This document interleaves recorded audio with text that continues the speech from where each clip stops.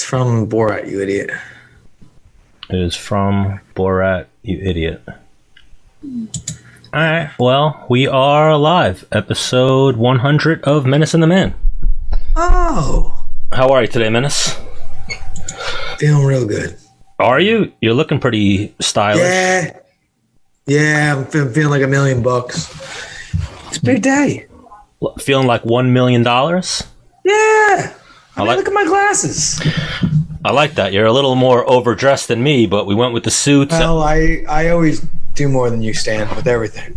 Oh, do you? So, as always, our friends from Great South Bay hooked us up for episode 100. What should I start with? I'm gonna try one of everything. So, first, I got the Jetty Honey Ale. All right, but this is, I got the Jetty Honey Ale. Then I got the Massive IPA. I got a pumpkin. These are red. These aren't even. You can't even get these anymore. Got a pumpkin. Then I got the Blonde Ale. Then I never tried this one before. The Roasty Toasted Stout. Yeah, they came out with some new ones. I was saying that to them when I was there today. Every time I go there, they have new beers. Yeah, and now I'm drinking my homie Chris Wade's beer, Loyal to the Soil. That was something we were going to talk about as well. Chris Wade is coming out with a beer.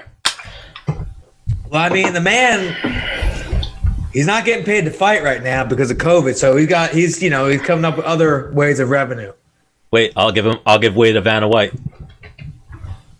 Loyal to the Soil. If you guys are from Long Island, New York, it's definitely a beer that's worth trying. It's made here. Yeah. It's a joint project by Ghost Brewery and Long Island Strong or Island Strong and Chris Wade. I'm going to leave the glasses on until we get our first guest. Who do you think's going to be the first person to show up? Oh, you got a race going on between it and Yoder and Iaquinta. I'm going to make it a race right now. All right. I'm not opposed to it. Now, what was Al saying? Al was pressing you that he needed to get on ASAP? Nah, it wasn't pressing me. Well, he texted me at 6:04, like, great interview. And in my head, I was like, this dude probably didn't, he probably has got a room in his house that the clock isn't set back. Oh, that's amazing. That's what I was thinking. But now you sent them the link because I definitely. Here's what I was going to say. I 1,000,000% want to get Ashley Yoder on because she's going to add some beauty to this Motley Crue lineup that we have going on. Plus, the Man Show. When I was having the conversation today, our following is all men, so we don't want it to be a sausage party for episode 100. You know what I'm saying? Is it all, dude? In the comments of the Jake Paul meme you made, there was a lot of women commenting and tagging people in it. Mm-hmm. We have female followers as well, but it's just a very skewed number. Yeah. We are like 90-10 maybe. But here's the thing, I don't want to, this is something we did not discuss. Are we going to go over people? Do we combine anybody? Do we go hey, Ashley, you want to hang out with Iaquinta or? I'm not opposed to it. Okay. Or tell them hey, listen. Because right now, it's almost hey, sick interview, Al. We're sitting here waiting for you. Yeah. But in the meantime, in between time, what happened this past weekend? Oh, Alexander Iaquinta has arrived, so he just shut me up. That's his... I don't think his full name's Alexander. Yeah, it is. That's what it says. Really? We're about to find out. All right. And there he is. Ow! Yo. What the fuck is up, dude? Look at you. What do you got there? A tux on? What is this? Come on. Hey, I knew I had Raging Al on. I need to step it up. Oh, this is the 100th episode. Yeah. Congratulations, guys. Thank you, Raging Al. This is awesome. What an honor it is for me to be on the 100th episode. This is sick. Thank you so much. First time that we've gotten Raging Al on video. We had you on once before, but we had back when we were just audio. Yeah. Now it's official. Raging Al, welcome to Menace and The Man, Stan the Man, Dennis the Menace. Now we're joined by Raging Al. I'm going to call you by your real name, Iaquinta. There we go. I like it. Is that how you really say it? According to the Russians, according to Khabib. I think it is an Italian name, and I believe in Italy they would pronounce it that way as well. But it's been Americanized. It's 7 o'clock. Over the years. What did we just get there? Who was that? Your thing, Al? This computer is. I don't know how. A virus or something. It just tells you what time it is. It's weird. I thought that was me. I'm like, turn down the volume. I saw you look around. But Raging Al, right before you got on, did you know Chris Wade is starting his own beer? No way. Chris Wade came out with his own beer. It's called Loyal to the Soil. I like it. Yes. Chris Wade. Look at Chris Wade's doing awesome with Long Island Strong. He's all over the place. I was looking on Instagram. He's in the tropics somewhere. He's just living the dream. He's doing big things. Good for him, man. It's awesome. Yes. The man hasn't fought in over a year. I'm like, how does he have the money to go to the tropics? He's got the clothing line. You know, he's doing good with that. I mean, he's doing a lot. It seems like he's doing other things too. But yeah, it's unfortunate with the PFL being shut down. I hope they get that running again, especially for his case. Yeah, a lot of those PFL guys are in a bad spot right now. But we'll get on to brighter things. What's Al Iaquinta been up to? How's the real estate game treating you? Good, man. It's been good. I bought another house recently, so that was pretty stressful the last couple of weeks, just trying to get it rented out. An investment property that I bought. So just been focusing on that. Got a couple of big closings coming up. Ryan Petrovich is buying a house. Marab is buying a house. So it's an exciting time for everybody. Wow. People buying houses, and it's been it's been a good time, for those guys. So I'm excited for them. Been working hard to try to make sure everything goes smooth for those guys, and they get in nice and smooth. Oh, for sure. So in real estate, are you making more or less doing real estate than you do fighting? No. I mean, the last couple of fights I made really pretty good money. For me, Khabib fight, and then two main events after that, in the fight in Australia against Hooker. I was doing pretty well. Would have made a lot more if I beat Cowboy and Hooker, but it is what it is. I was doing the real estate as well. I was making some good money doing that, and then having fun with the fights. But I mean, the real estate thing, that's a long-term thing. I think more. I don't want to be. I enjoy helping guys like Marab, like Petrovich, my friends they're buying their first houses and stuff like that. But I really like the investment side, finding good deals, houses that I can buy myself, rent out, and then get a good return on the money that I invest in them. And that's the move, is to flip it versus staying in it and renting it out. Well, no, I mean, I'm more. They each have their own risks and rewards, right? The flipping is. I'm not. I've never flipped a house. I'm more of a buy and hold kind of. That's kind of my style. I like to buy something that maybe needs a little work, and over time, I don't know about the nicest house. Something that needs work, and over time you can add some value to, but rent it out. Give somebody a nice place to live, and they help you out. They help pay the mortgage down. You help them out, give a nice place to live.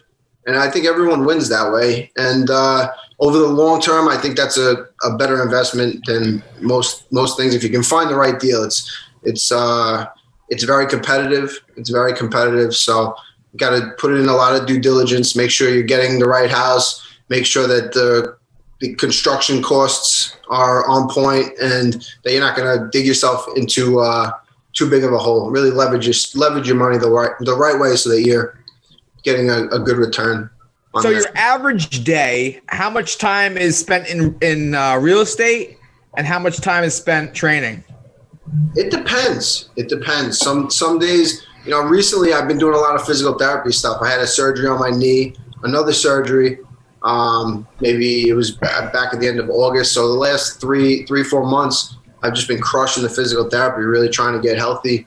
And then other than physical therapy, I've been doing the real estate and really focusing on that. So kind of split my time. When I have a fight coming up, I really don't do much real estate at all. I kind of refer. I have a great team that I work with, Home Smart. We got a great team. So when I have a fight coming up, I kind of refer stuff out to them, and gives me more time to. And then you get a little kickback on that. A little bit, yeah. But, So it's not like you're seeing zero. Yeah. No, it's I'm making sure that they get the right care, match them up with the right people to help them find a good house. And the market's booming right now, right? Yeah, the market is. It's if you're looking to sell a house, now's the time, because houses are going fast, and they're going for, you put a house on if it's priced the right way, you put it on the market. There's like 20 people knocking on your door the next day, putting in full price offers, getting in bidding wars. The interest rates are really low, so for buyers, that's definitely enticing. But it's definitely a seller's market. There's still deals out there though. But because I've a few of my buddies bought houses or are refinancing. I'm in the process of refinancing, but yes, you could sell your house like that. But going to buy a house, people are like upcharging. Like, let's say the house is worth $500,000. They're like, yeah, $560, it's yours. It's like, but I'm gonna be underwater. Yeah. It's been that's how it's been going lately. It's pretty crazy. It's pretty crazy. Where are most of these people coming from? Manhattan or somewhere from the city? I would guess so. I mean, they're coming. I don't know exactly where they're coming from. Definitely a lot of people moving out to the island from the city, but more, I feel like the people moving from the city are going out east. Just maybe first time home buyers. I couldn't tell you exactly in Nassau County what the reason is. But definitely people moving from the city, getting out of the city. I think the city's kind of hurting right now. So Bad shape, the city. Yeah, not good. People are fleeing New York, either going to, Florida, going south. Yeah, the Carolinas, or even out Suffolk County. Get going out there, especially since people don't have to be in the city anymore. It's just right. Everyone's working remotely, so why not? If you can go out to Suffolk County and or the Carolinas, you're paying nothing in taxes and really just the cost of living, and you're doing the same job. You're doing it from your computer where you could have done it in the city. You're paying it all, so it's a real crazy time, and you just see the changes happening right in front of us. Oh, and then even you said there, moving to the Carolinas, kind of like a segue for us there. And you were talking about your team before with your real estate team. The Serra-Longo team seems like it's kind of, I don't want to say splintered, meaning in a bad way. You guys are obviously still all cool, but everybody's all spread out right now. We got Aljo moved to Vegas. Weidman moved to Carolina. Vegas. Yeah, I think he's just training there, right? He's pretty much there. He's there. He's out there. He's definitely going to be out there, I think, at least half of the year. And he likes it out there. He likes it a lot, and the same kind of thing. He's the cost of living. He's got the PI out there. Yeah. Oh my God, that in itself for fighting. I've thought about it, man. Like, but if I didn't have kids and shit, I definitely would have moved closer to the PI. Well, that's the way to go. He bought a house out there, and same thing. He's not compared to what he would be paying on Long Island. He's out there. He's living large. And he's got some great training. There's an unlimited amount of training partners, gyms. The PI is state of the art. So I miss the guy, of course, but yeah, it's what you got to do, especially with right now. Everything's so weird with COVID, and who knows that the gyms could get shut down again tomorrow. And really, they have been. So out there, I think he's got a little bit more leeway as far as training and stuff like that. Yeah, and then Weidman, Al, we have been trying to get Weidman on since episode 1. He big times us. He's too big for us. Weidman. But Weidman moving to Carolina too, like he was kind of the team captain, no? Yeah. I think they went down there and they like it down there. They have family down there. Same thing. He had a beautiful house here. That was a lot. It was expensive. It's crazy. Why wouldn't you if you're in Dix Hills, right? Yeah. Beautiful house. And I think he's got something. He moved into something similar down there, and the cost of living that's the key. It's a game changer. Has anyone else left? So we got Merab still here, right? Merab was on the fence. I think I was getting worried. Really, bro? Aljo's stealing everybody. He's trying. He almost got me. Aljo almost got me. I was out there. I was looking at houses. It's nice, but I just need to be by the coast. I got to be by the water. That's like. You're also a big family man. Yeah, I got a big family here. Even if I was out there, if I moved anywhere, I'd come back. You know, I got a bunch of cousins, aunts, uncles. My parents both live in Wantagh, like 10 minutes away from me. So Call me crazy. I always think about like, all right, I'm living here on Long Island. Like, what if shit hits the fan? We're fucked. We're all fucking dead. Like, if a fucking like tidal wave comes, like we're done. Yeah, or if we all had to evacuate the island, something. Yeah. Something happened. There was something. We're sitting in traffic then. Yeah. I've already thought about it because I got this little like Grom motorcycle. I would grab my kids, put one over the tank, one in the back, and we're just weaving in and out of traffic. Over the Verrazano right out. Might be up to, yeah. Or you got to get a boat. We got to get a boat. Might have to get a boat. Yeah. The tsunami thing, though. I don't know. I'm not too worried about tsunami, I think we're pretty good on the tsunami. Yeah. If anything, maybe we'd worry about the hurricane. Yeah. Something like that. Sea level rise, something like that. Or any type of disaster and us getting off the island. We're not getting off. So something like some kind of, I don't even want to say it, but like some terrorist something where we got to get off. Something happens. Like a nuclear bomb or something like that. Yeah. Yeah. I don't want to give them any ideas. Hang on. So I think about I'm paying all this money, but if like if I needed to get out of here, like, nope, sorry. Yeah. With your taxes should come like one emergency helicopter, like an emergency evacuation route or some shit. That'd be a lot of helicopters, but yeah. Sorry, listen, Al, we just get off topic. But yes, we try to be a fighting show, Raging Al. What's going on with you? You got anything in the works? Nothing in the works, man. I'm trying to get healthy. I've had 3 knee surgeries. The last one just taking forever to heal up. So I'm just trying to stay in shape. Been swimming a lot, lifting a lot, physical therapy like crazy. I'm hoping like maybe the first quarter of next year, but now it's starting to look like it might be pushed back even a little bit more than that. So we'll see. I'm just trying to get healthy. But because right now the 155 wide open is what. So me and Stan talk about. We say because there's 3 huge fights coming up at 155, and none of them are for a title, which means Khabib's coming back, right? I don't know. What's your third huge one?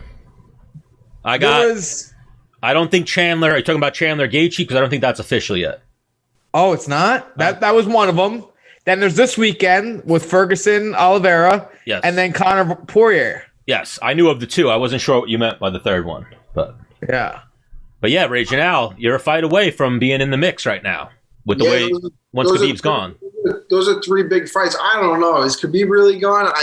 But shouldn't one of them be for an interim, at least an interim, or the title? Yeah, I mean that's. You know what I mean? I think they're hoping Conor wins, and then they make that that Khabib Conor rematch. Well, wait. You saw they were like Khabib, Conor or Poirier, and he was like, "I already choked both these guys. What do I?" Yeah, he's funny, man. He's funny. I think. But he's still in the testing pool. He said he's done, but he's still in the testing pool. And I think he tweeted something about getting tested. So he wants everyone to know he's not totally out yet. But something about him, I feel like if he says he's done and it's because of family, if his mom said that, I feel like he said something about his mother. His mother said, if my mom says it's okay, I will come back. Okay. Well, then, if that's the case, I'm saying, I think he switched. I think he switched it up. I think he told his mom that this was his last fight, and then he was sticking to it. But now, if his mom says it's okay, then I think his mom will. I think if he really wants to fight again, and especially if his father kind of wanted him to get 30-0 and maybe fight GSP, and that was kind of his dream, maybe the mom might switch her mind and say he should fight again. What is he going to do? He's been doing this his whole life. He's been training. He's been fighting. He's definitely paid. Yeah, he definitely doesn't. He doesn't need to fight, but what will he do? I know he just bought. I think he just bought a promotion in Russia. Yeah. Well, yeah. When we had Dana on, he was like, Khabib doesn't need to fight. Khabib's rich. Yeah. And then even that, like, we don't comprehend how big he probably is in Russia. And we don't know how pay-per-view works or whatever in Russia. You guys might, but, like, he might be getting fucking crazy money. Yeah, I can't even. He's got, like, dynasty money, right? Like, I feel like the president or the whoever of Russia's like, whatever you need. Like, yep. So, Raging Al, before we let you get out of here, Conor McGregor, Dustin Poirier, who wins the rematch? I think Conor's got that one. I think Conor's kind of like that, got that big brother factor after the first fight. And through this whole time, he was offering to fly Dustin out for a charity fight. And Dustin was like, okay, thank you. Like, oh, that was you. That was all right. I was going to ask you too. You haven't been trolling people lately, but no, you were trolling that. I remember you were saying stuff like that. Like, what the fuck? I don't know if I'm trolling. I'm just kind of calling it how I see it. I see it as that. I think he's kind of got. Yeah. If Dustin, I feel like he's kind of just seceding. He's like, okay, we'll do. Conor's calling the shots, and Dustin's going along with it. Dustin's even. It's almost like they're cool. He forgot that Conor called him a peahead and knocked him out. I don't know. Someone called me a peahead and knocked me out. No one's ever called me a peahead and knocked me out. And if it did happen, I'm not going to be like buddy with them. So I think that he's kind of got that big brother factor. And I think that that's going to play a big factor. It's going to be the thing in this fight is that it's just mentally, it's on a different, they're on a different level. Yeah. What about, real quick, Oliveira, Tony Ferguson? This is a crazy fight. Oliveira is kind of like on the Tony Ferguson track maybe a couple of years ago where he was just getting that big streak going. Tony catches guys in submissions and like scrambles and stuff like that. But I think Oliveira is going to be a little too savvy for it. I'm going to kind of go with Oliveira on this one. I think Oliveira's he's on the upswing. He's looking the best he's ever looked. He's confident going into this fight where Ferguson, he didn't look great in his last, Gaethje looked great, but he kind of put it on Ferguson. For the first time, that was the first time you really saw Ferguson take a beating like that and not come back. Because how old is Ferguson? 37. Yeah, he's getting. Wow. Yeah, I didn't realize I thought he was like maybe like a year or two older than me and you, Al. I didn't realize 37. Yeah, you start getting up there. When the gas tank gets hit, there's no second wind at that high level. Yeah. Yeah, that's a tough one. Yeah, 37. And Oliveira is like a year or two younger than me, right? He might be young. No, he's been around for a minute. Remember the same age? Remember, he used to fight in Ring of Combat back in the day. He fought like Dom Stanko. He's older than you think, Oliveira. He might be your age, maybe even older. He's not. He was freaking young back then when he fought Stanko. He was a kid, yeah. I don't even think he may have been 20 years old. He might not have even been. He was. You don't know those Brazilians' paperwork. But the dude was 16. Raging Al, we need more time for you next time. We're gonna get together. We got to have you in studio. We're gonna drink some beers. We got to have more time with Raging Al. We need that Raging Al. I've had 2 times now back to back. I've had Al Iaquinta. I want Raging Al. I want some beers. I want you punching people. I want you going fucking nuts. Hang on. Al, I told him we'd do it big. We take you out. We have a nice dinner like gentlemen, right? Maybe a couple cocktails. Go back to the studio. Just a whole boatload of beers. And we're just chopping it up. Just calling it how it is, how we see it. You guys are going to get me in trouble. I don't know. We might break a few things, a couple things, do a few prank calls. Who knows? Prank calls? That sounds fun. Yeah. Really hurt doing that. prank calls, and I'll just hand you stuff. Like, I'll break this if you want. And then you do whatever you want. Give him your hand, Stan. But raging out, we're about to, Ashley Yoder? Yes. Yes, we're about to jump into Ashley Yoder. So you could stay if you'd like, or you can depart now. It's your call. Or you could leave right when we're talking to Ashley. It's up to you. I gotta run, but I appreciate it, guys. All right, Raging Al, you're the man. We appreciate the time. Enjoy. Thank you so much. Don't move. Don't leave New York. We need Raging Al here. I can't. I go, I come, I gotta come right back. You know that. All right. But congratulations, 100 episodes. Keep it up. Yeah, we're doing it. We're trying. I'm trying to bowl up and act like I don't know anybody, You're getting there, man. You're getting there. We're going to start a weekly real estate session with Iaquinta. Wow. Let's do it. Yeah, just hop on here and say this property's for sale, this much. Who wants it? Get it sold. Let's do it. All right, Raging Al, we'll talk to you soon, brother. Stay safe out there. All right. Have a good one. Peace. Man. He's a pro as well, as far as getting off the show. Well, like I said, he had to get the scooting. Yeah. And now we got Ashley. We'll have Ashley for a few minutes before she goes teaches some. I don't know what she's teaching. I thought California was closed down, but what? Hello? Yeah, we're talking that smack. First of all, why are you guys snitching on us?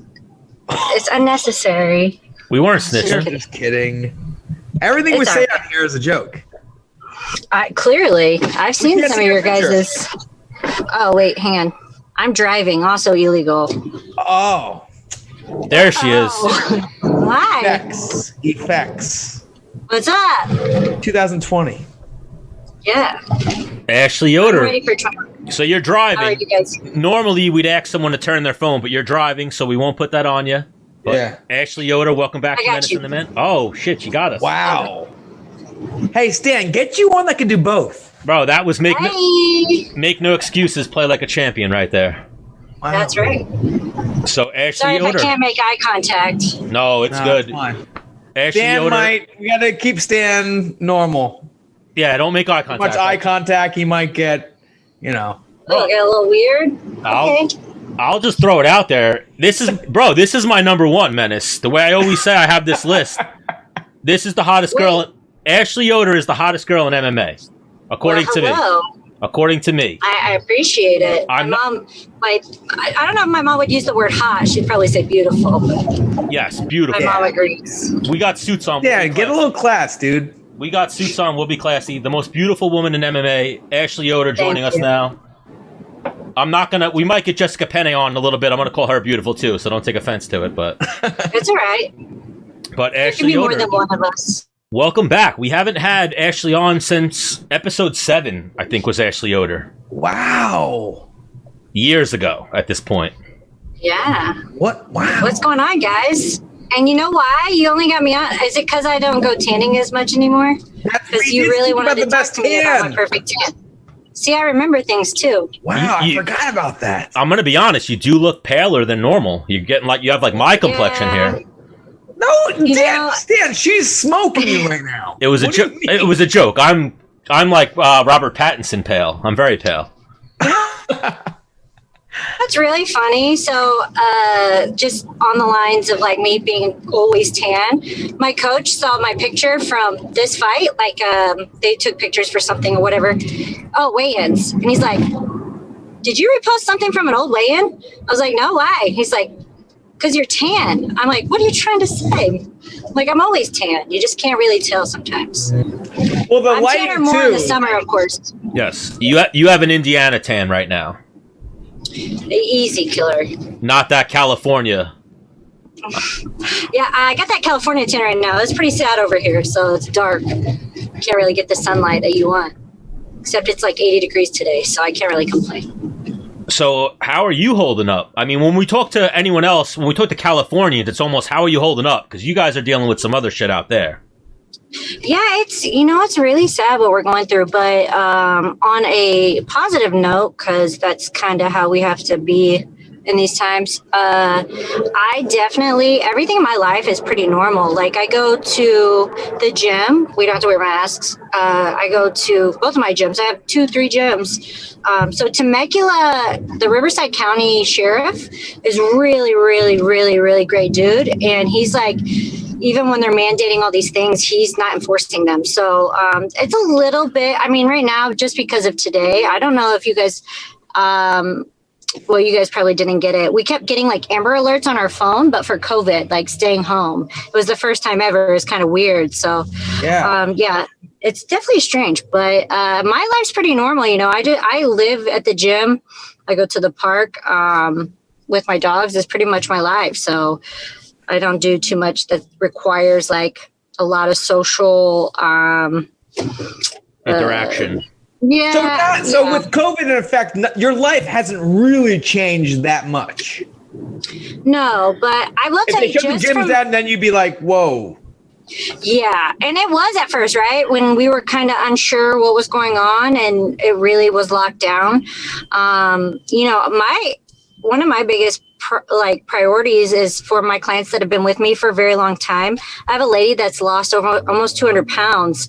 You know, these people depend on that working out and that it's mental health at that point. So I just kind of immediately bought the gym, a Zoom for Dan's gym, and started doing my own classes without even permission, just doing it, you know, just to kind of keep everybody somewhat sane during the really uncertain time. So yeah, it's scary. Every week it's something different, right? So I don't know where you guys live. Where do you guys live?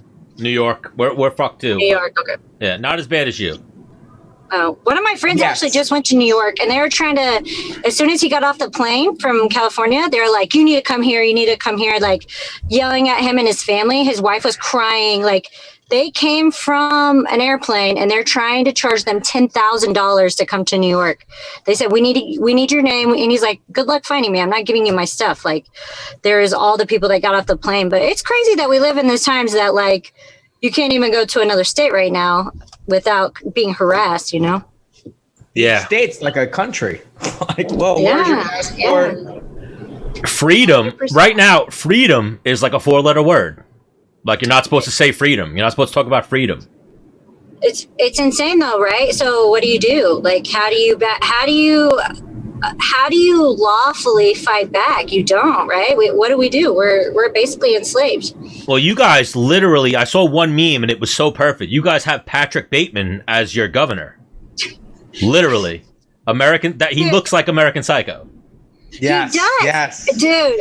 And this dude they're gnarly. I mean, I'm sure everybody's heard, like, in California, they got kicked out. Him and like some top executives for the medical directors of California got shut down from a party after they just told everybody like they couldn't be together on Thanksgiving for being too loud. No mask, nothing. So what does that say about what's really going on? Like, you have to question it, right? If you were like, what is like, you know, like not a good politician. If you were like, what's the most bullshit jerk off politician? Give me an example. That guy right there. And you point to Gavin Newsom. Right there, yeah. You'd be like, okay. American Psycho. He's that guy. You've seen a Menace. He's that guy who does the fake voice. I sent you I sent you that thing. No, I stole from Wade and I sent it to you. And even that. Ashley Yoder, kudos to you. It's you and Derek Lewis probably have two of the best Instagrams in fighting. Oh, did we lose it there? You know, your guys' interview of my tan, like you guys wanting to interview me because you thought I had perfect tan. Most people now, like when they interview me, it goes straight to my Instagram. Like, where do I find my things? I'm like, man, I really got to step my technique up because no one cares about my fighting. They just want to they just want to talk about my Instagram. Oh, no. It is funny. It's one of these, and I'm going to get to your fighting because you fucked that girl up recently. We'll get back to that. But, you know, it's the thing. I love making people laugh. I love, like, I think I was put on this earth to, like, bring some kind of light to someone or people. And if it's finding stupid ass videos to make you laugh, I'll do that for the rest of my life. And you want to pay me? I'll do it. I'll even get better in it. I'll actually try. Right now, it's just like, if I see something I laugh at, And if I laugh out loud for real, I'm like, oh, okay, that's going to my story. If I start like really laughing to the point where I'm like water eyes type, then it goes to my feed, you know? So it's really just stuff I come across, and I follow a lot of cool things. I'm not saying your stuff isn't amazing, but I feel like you laugh pretty easy, no? I laugh at stuff, but it's I'm like, tough. I'm like, do you don't laugh at my shit? I do, but okay. I mean, some of the stuff lately hasn't been the best quality. It's like, I'm not really, my life isn't going on. I'm not a meme account, like. Do you make any of your memes or your videos? The one, so I only do the ones that like, there's a couple of them that I've done, but not a lot. Like it's too much effort to like go in and edit and then, that kind of stuff. Feel free to steal any of the Menace and The Man memes. That's his new little thing. Taking MMA fighters and making it into... I've stolen memes from Ashley Yoder 1,000,000% before. No, I know that. Hey, it's okay. And you don't even have to give me credit because I steal them from other people. It's not like they're mine. Ashley, I'm going to send you a great meme about stealing memes, and it's Debo riding up on a bicycle like, yo, I like your meme. That's my meme. I'll repost that because those are the kind of things like if you like, I just like laughing. So there's nothing behind it. It's not like this like I'm trying to make people laugh, so I'm trying to find the funny stuff. I literally just started it because if I laugh, like I just told you, like if I laugh, I'm going to post it, and it's just kind of blown up. And then everybody calls me the female Derek Lewis. So most of his are pretty violent, but mine are usually pretty just funny. He's okay. Way better, way okay. better looking. And then people will put that under the comments. If you look at the comments, they're like tagging Derek Lewis, like he's okay. Like he's really set a tone for memes and people like disastrous, ridiculous memes, right? So yeah, that's. What time do you have to go, Ashley? Right now, right at 30. I'm going to walk in with you guys because that's how we do. And then I'm going to tell them to start jump roping and I'll still talk to you. Oh, I like that. I like that. Wow. But this is what we have to do in these times. Ashley, that last fight, that was probably the best you've looked that last fight. Yeah. No, don't say that. You don't think? For you to... No. And now, wait. And now I'm going to come full circle. In the third round, you had the cardio you had to do what you did in the third round. That's what I'm taking. Yes, I agree 100%. So where I hear you out is hang on one second. This is right. Can you hear me? We can hear you, but we can't see you. Can you hear me? Oh yeah, okay. So one of the things, like I get what you're saying, because one of the things going into this fight, my mindset was I'm coming off, I mean, it's happened to me before, coming off 2 losses. We all know the 3-strike rule in the UFC. I've been lucky enough to kind of somehow not get caught in the trap. But this fight, I was really sad. I was upset with my performance just because the first 2 rounds, if I could bring it in the third round like that, there's no reason I shouldn't have brought it in the first 2 rounds. And so as soon as I was done, I was like, man, like I know I'm better than this. I should have been doing this, but I was playing it safe. Really, if you understand jiu-jitsu, which, you guys being really into MMA, you will. You saw my positioning was very like technical. I was very, instead of throwing punches, walking my hips back to make sure she wasn't taking my back when I had that head throw. So, I was just very over precautious in the first 2 rounds of not losing position. And even in the third round, like there's times that like my fight before this one, I got overzealous in trying to get the finish because I felt so much bigger than her and I made stupid mistakes. This fight, I let my punching open up the submission attempt instead of just kind of trying to go for something, losing the back, and that's something that I've been really working on, trying to be more patient, and it did show, in this fight, but the first 2 rounds I was really upset because I know I could have brought what I did in the third, if not more, in the first 2 rounds. So, well, the third round for me has always been my favorite round, not only because my cardio, but there becomes this like comfort now. Like you now know this person like very, very intimately for 10 minutes. Exactly. Like that, you don't even get to know other people. You know, the first round, everyone's very strong. Anything can happen. You know, your feet can't really even feel the canvas that well. You feel kind of numb. You know, and it's a filling out process, right? So like someone could come out like a Chaz Skelly and drop kick you in the face, and they've never done, you know, like in the first opening round. So you're filling out. Hi guys, can you guys go ahead? Sorry, I'm interviewing, and I'll be done in just a second. Okay, sure, please. Okay, thank you. Yeah, exactly. So, but the thing too is like in the first round, like being against someone that was actually a little bit taller than me was such a it was such a different feeling. I'm usually the tall one, right? So like her bone structure is just bigger than mine. Like I felt like she was super skinny, but she had really good head position, but it just felt like she had a bigger, I don't know how to explain it. It was just like she was bigger than me for once in my life. That yeah. So it was nice because, you know, training as a female, we're training all the time for people, especially me, I'm a taller version of anyone in my weight class, that finding training partners that are high level is really hard unless you go, you know, train with some of the people that you've already fought. So like, it was nice to have someone that all the little guys I train with, the 25ers are 5'7", you know? So yeah, it was definitely a new type of fight for me, but yeah, I was really disappointed in myself after that, those first 2 rounds. But the third round, I went in telling myself, like, it's 1-1. You need to show them that you want to fucking be here. And that's what I did. So the fuck it. Yeah. Yeah. A little bit. Yeah. Is huge. It's so huge, you know? Yeah. Because like I said, that first round, everybody's very strong. Everybody's very dangerous. So there's this like caution. And like you said, this feeling out, you know, and then the second round, you're kind of thinking back, like, how'd that first round go? Especially if it was close. You're like, I thought, you know, in my own eyes, I'm the hardest. I mean, most of us that are at the higher level, you have to be hard on yourself. But I thought I lost the first round. 100%. I was like, you know, I came out too slow. When I go into the mentality of like knowing I have to grapple, as good as my striking has gotten over the years, it looks like day one.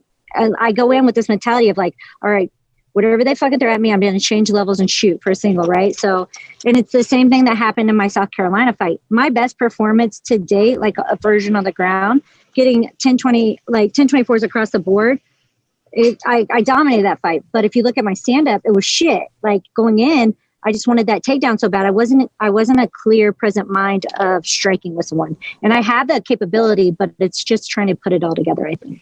That's a talent in itself, because you can be the best striker in the UFC, you can be the best wrestler in the UFC, best jiu-jitsu, but if you cannot blend those together well, you're like, I don't know, 7. You know what I mean? Like, yeah. And it's one of those things of recognizing it. One, like you look at my fight against Mackenzie Dern, my striking was on point, right? You look at my fight against even Justine Kish, my first fight in the UFC was better than it looked in this last fight. But it's one of those things is one, recognizing it and then working on that, right? So I just, and I've been working with CSA up north in Dublin.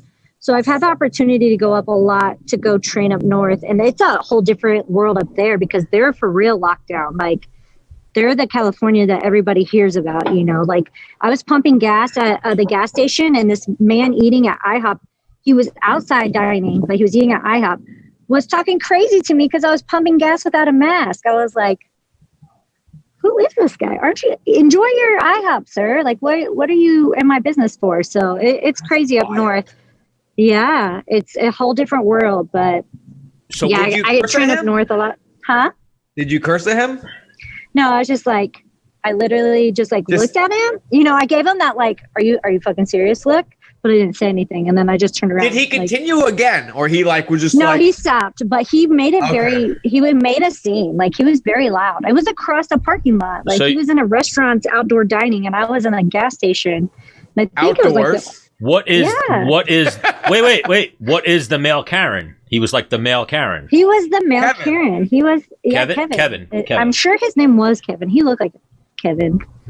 Yes. How many more times would he have been like, you're mad, before you're like, dude, shut the fuck up? I would have acted like I was like, here, let me get it out of my car, and then flipped him off. You know, like, here, let me go get it real quick. Oh, fuck you. And then I would have left. That's amazing. Wait, like the you got something in your pocket one? Yeah. Like one of those? Like, hang on. Oh, okay. Let me go get this. Oh, go fuck yourself. Yeah, that's what I would have done. And then you put that on your Instagram? feed. Yeah, no, I would never We do should that. definitely reenact this. We got to go meet with her and reenact. You're the guy. It's like, hey, I'm eating IHOP here. Where's your mask? I know you're across the street.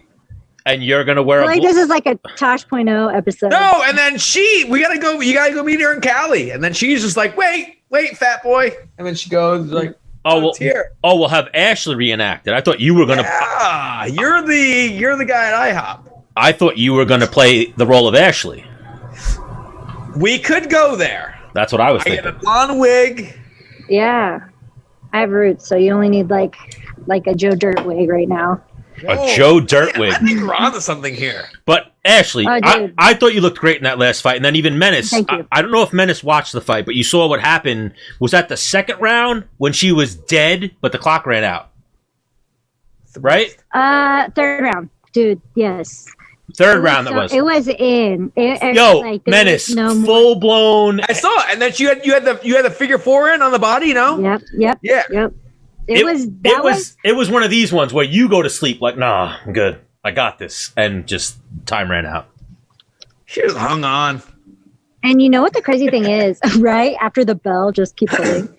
No, she's dead. As soon as the bell hit, she literally turned to me and said, "You're like," she was so sweet. She was, and it's the same thing that happened in my last fight. Both of these fighters said that they're huge fans of me since Tough. And I was like, it's crazy because I'm kind of like no one really knows me, but kind of people know me. You know what I mean? Like, I'm not really. Disagree. But it was really nice of her. People She was know very you, but sweet. the UFC is not promoting you. That's what it is. I promote myself. Yes. I was kidding. No, it's better to, I think, this way. You don't, like, I mean, they're making all these cuts right now. I was like, man, please tell me I still have a job on Monday. They're like, you're fine. Do you want to fight this weekend? I think I'm speaking for most men. I would watch Ashley Yoder and Rachel Ostovich fight every weekend. Every weekend. If you physically could. Every weekend. Every weekend. Booties in the air. If they were I'm not. Decent. Dan was like, we need a female on our 100th episode to just break up all the guys, and he's felt you're the most attractive, and that's where. Yeah, I wasn't having. This came up. I wasn't having a sausage fest for episode 100. We were supposed to have you on last week. He pushed you to the 100th. There was a lot going on last week, and coming back, and look, my class is doing what they're supposed to be doing. Thank you, guys. Sorry. Let's see the class. This is the gym. Look at this. Are you at? I'm not going to show you. I want to keep their privacy. Your gym? Yeah, at Dan Henderson's, yes. Oh, Dan Henderson. I'll just give you guys a little sneak peek. Grab a drink and get your gloves on. Sam Alvey, I believe, gave us a little tour once back in the day, but we'll take the Ashley Yoder tour. This is a up and comer. Let's see him. Say hi, Trevor. He's fighting LFA. Oh, okay. I'm doing an interview right now. What's up, big wrestling dog? classes. Actually, Sam Alvey's way over there teaching kids how to punch each other. Sam Alvey's one of our favorite people. We love Sam Alvey here. He's very. It must be a Team Quest thing. We have a lot of good people here. Yes, Dominic Reyes. Is Dom Reyes still coming there? Yeah, I haven't seen him in a little while, but he usually comes a couple days a week because of Joe. But yeah. He's coming on later tonight. Yes. Nice. Tell him I said hello. Oh, we will. But yes, we are big Dan Henderson fans. We're big Dan Henderson fitness fans, and we're huge Ashley Yoder fans. So, thanks, guys. I really appreciate it. Thank you. Anything in the works at the moment, Ashley? Nothing. You know, I get to go home once a year. I'm back into Indiana, and so when I go home, I get to go home for 2 weeks. It's the only time I get to ever go home, spend some time with my mom and my dad. So I requested like a January, February fight, probably more February. But yeah, I want to get back in there soon. I just definitely got to put family first at this point, especially with how crazy things are. Yeah. They keep changing the travel restrictions. So Yes, and something that just popped into my head from last time we had Ashley on, I got a bunch of messages when we first had you on of people that were like, who is this girl? I'm a big fan of hers and blah, blah, blah. Like, one of them being my ex-girlfriend. That's why it popped in my head. She was like, who the fuck was that girl? I'm into that. great. Well, no, you told your story, how you wound up in California and your family and all that. Yeah. She was like, I'm into it. So you got a lot of fans nice. here at Menace and the Man, and we are fans, but we'll let you get back to teaching or whatever you got going on there. But Ashley Yoder, always a pleasure to have you. Thank you for joining us for episode 100. Thank you guys. Thank you so much. And Okay. And I'll talk to you guys soon. what's today? Send me those memes. What's today? Today? Tuesday? By Thursday, I'm going to go get a tan. Get your tan game up, Ashley. Okay, I will. Yeah. But look, I don't know if you. I'm already tanner than you. I just walked inside. Oh, I'm pale as can be. Yeah, me too. I'm a vampire, basically. Vitamin D is good for your soul. Okay. Yes. All right. Bye, guys. All right, Ashley Spider Monkey Yoda, thank you for the time. We'll talk to you soon. Bye. The spider monkey. I love you. I love you. I love you. So, like, you'll probably never get married or have kids, but for Ashley Yoder, you're I do. you're having a lot of kids. How many kids you want, Ashley? I'll build you whatever you want. I'm like Jesus. I'm 100%. I will go Jesus Christ in her life, and I'll be that guy. You got the hair. The hair's there. But yes, big Ashley Yoder fan.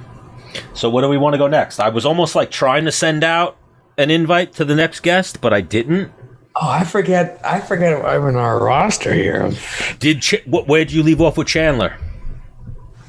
He didn't respond back to me. On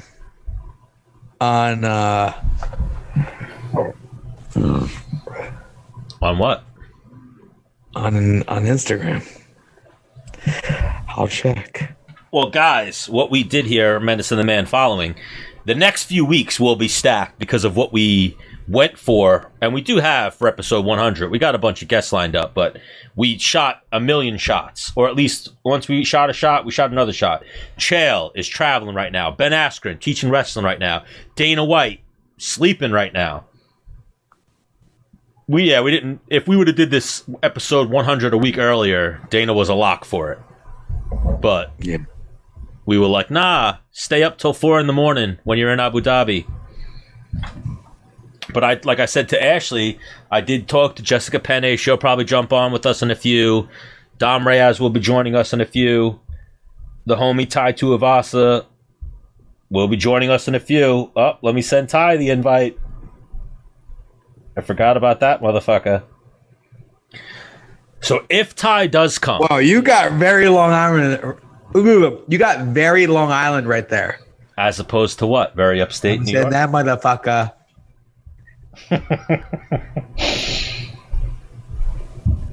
But what's your move if Ty does jump on? Are you like, Ty, I want to bury. I'm sorry. I want to bury the hatchet. I just want to bury the hatchet, Ty.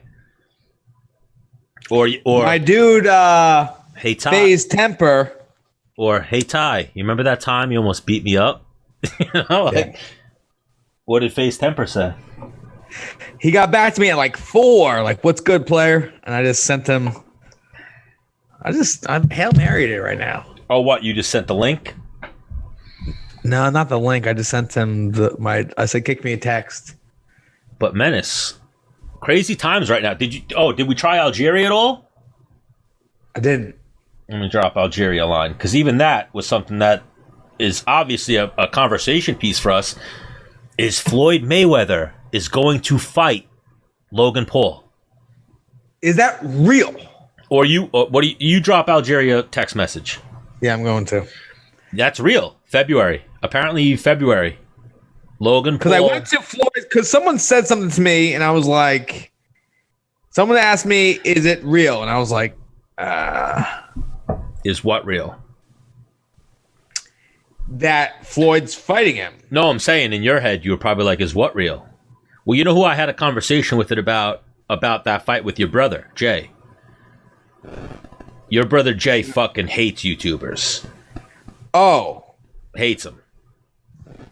Yeah. He wants Jake Paul and Conor McGregor to fight in an MMA fight. And he wants Jake Paul to get serious. Right, because I think... I think Conor McGregor could live with killing a man before Floyd Mayweather. You did what?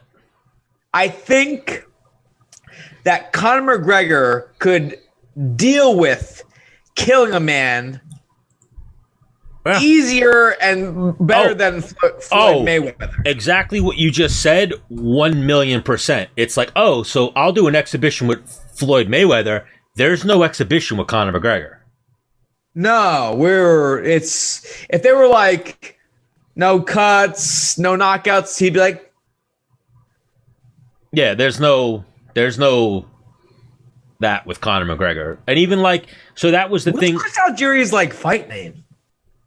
Chris Algieri. No nickname.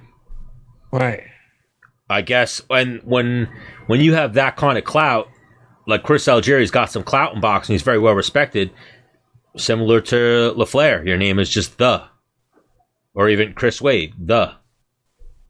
Maybe the Huntington Pride? That's his nickname as far as like locally. But when you call him the Huntington Pride on a national level, you don't know what the fuck you're talking about, you know?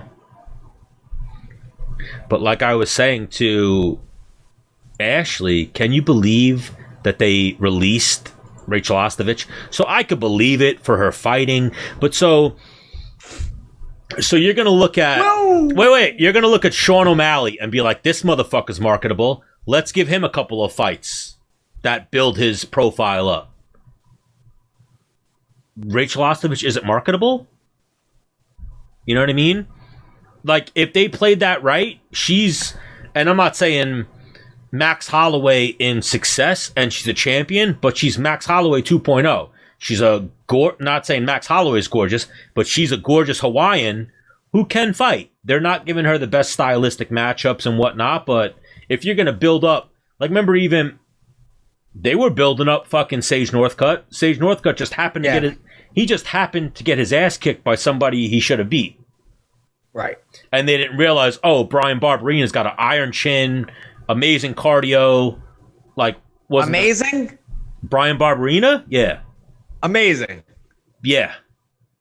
Brian Barberina is one of those guys that just can go. You know what I mean? Like, he's got 15 minutes in him. He's tough. His technique's not... I think he's more tough than he is cardiovascular. No, tough and I think he's tougher and he has better cardio than he is skilled. You know what I mean? Yes. So okay. He'll stay in there for 15 minutes and take the ass whooping. He'll be hard to submit, but you might get him out there, with the submission. But he's fucking tough. And they gave him Sage Northcutt. And it's like, all right, we pretty much know if you don't knock this guy out, you're not winning this fight. Like, this is I don't think the UFC realized that. They gave him Barberina thinking he'd fuck Barberina up. But yeah, I mean, when he came out, I was like, really? This is who they're giving this guy? They're trying to... This guy has a beer belly. But over time, you saw Barberina's tough. He's beat some good guys. I think they could have done that with Rachel Ostovich. Just saying. Yeah, but I mean, what are you doing here? You know what I mean? Is this it's not modeling. It's not... I get your angle. Yeah, you guys could have, drawn some eyes here and gotten more people invested, but like...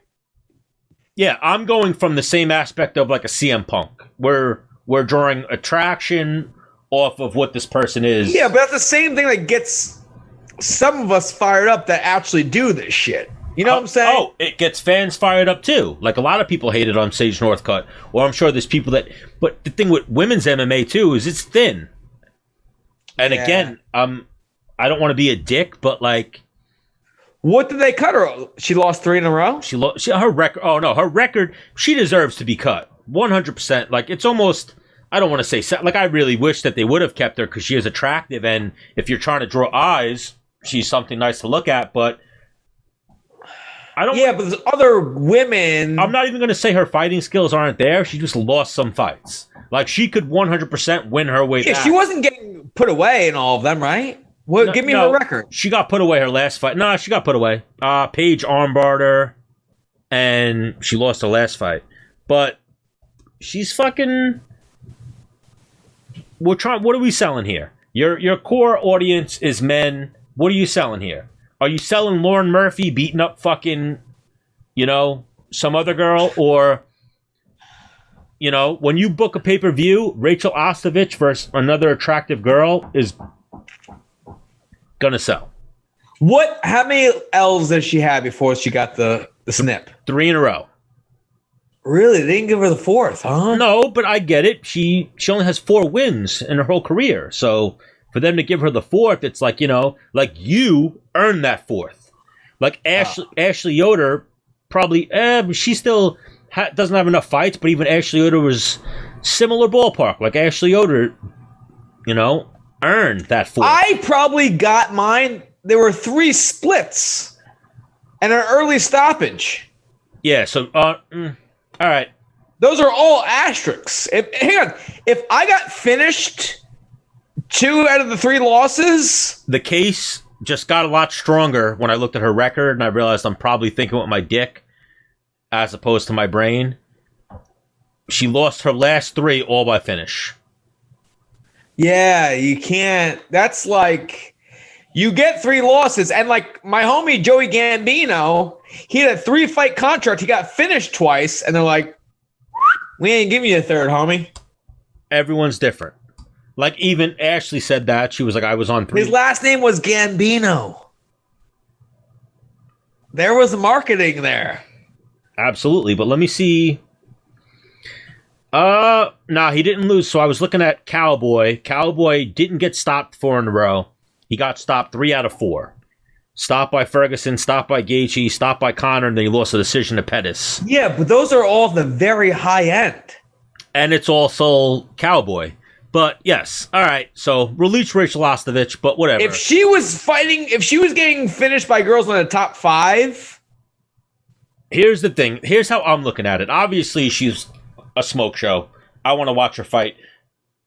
Candidly, for the potential of a titty popping out or something like that. But anyway, she is as marketable. Maybe, so Paige Van Zant's here. Rachel Ostovich is right here. You like a blonde with big tits and a nice body who can fight? Up here. Rachel Ostovich was the brunette with, a nice body who could fight. From a marketability standpoint, it works. Even if she's losing she's fights. Gone. It's how do I? That's like the bro. It's a tough one. It's like if they released Ashley Yoder, I'm like, what are you doing here? Like, are they gonna release fucking all the good-looking girls because they can't fight? Well, that's almost like a lawsuit waiting to happen. Well, wait, right there. It's like, are they going to release all the good-looking girls because they can't fight? Yes. All right, but you might lose me a little bit. Yeah, that's where you can start your own promotion. I love. All right, so what does somebody like I watched Ostovich do next? Just go back to fighting the lower promotions? Everyone was like OnlyFans. She starts on OnlyFans. And here's the thing, too, though. There's girls right now like Jessica Penne, Beck Rawlings. We had her on, the Australian girl, Avril Matthew. There's girls that have OnlyFans that aren't doing nude shit and finger blasting themselves. You know what I mean? There's girls with OnlyFans that are just selling feet pics, bikini photos, things like that. So, I mean, she probably wouldn't be too hard to get on, no? On Menace and The Man? Yeah. She might be. I'd imagine she probably gets a lot. What, she have 200,000 followers or something like that? Oh, like 1 million. 1 million? It's up there. It's up there. Yikes. Let me see. But no, we could 100% get her. 765. She works with, her manager is Sucker Punch? Sucker Punch. So we could probably put in a little, Ashley, we need a favor. Here's a list that I never gave to Ashley of Sucker Punch people that we want on, but eventually, or even we could probably, when Jessica jumps on, be like, Jessica, you got this girl's number? Because we're trying to set up a blind date between her. Well, all those girls did like a getaway type thing. We're trying to set up a blind date between her and Stan the Man. So let's make it happen. All right, I'll be right back, Stan. Can you keep talking to people? Where are you going? I gotta go pee real quick. All right, you do that. Don't exit out your thing. Fuck you. Well, no. Whenever you do that, it winds up doing like fucking fishy shit. But yes, everyone out there, if you haven't yet, there's something that you guys got to do, especially if you're from the New York area. You need to go support our boy Chris Wade. So, Loyal to the Soil, a joint project between Ghost Brewery Company and Island Strong. Island Strong is owned by our friend Chris Wade, so they're coming out with a beer. It's one of those things, like when you see your friend, like, oh shit, he's making his own beer. Yes, Chris Wade is making his own beer. So you guys have seen Chris Wade, so our fans out there, other than the fight that Islam Makhachev, however you pronounce his name, other than the fight that he lost where he got TKO'd, his toughest fight was Chris Wade. And that guy has made a beer, Loyal to the Soil. So you I'm guys gonna go Loyal to the Soil. Where's Chris Wade? Let's call him right now. What? Saying? Oh, I didn't even fucking hit Chris Wade with an invite. What?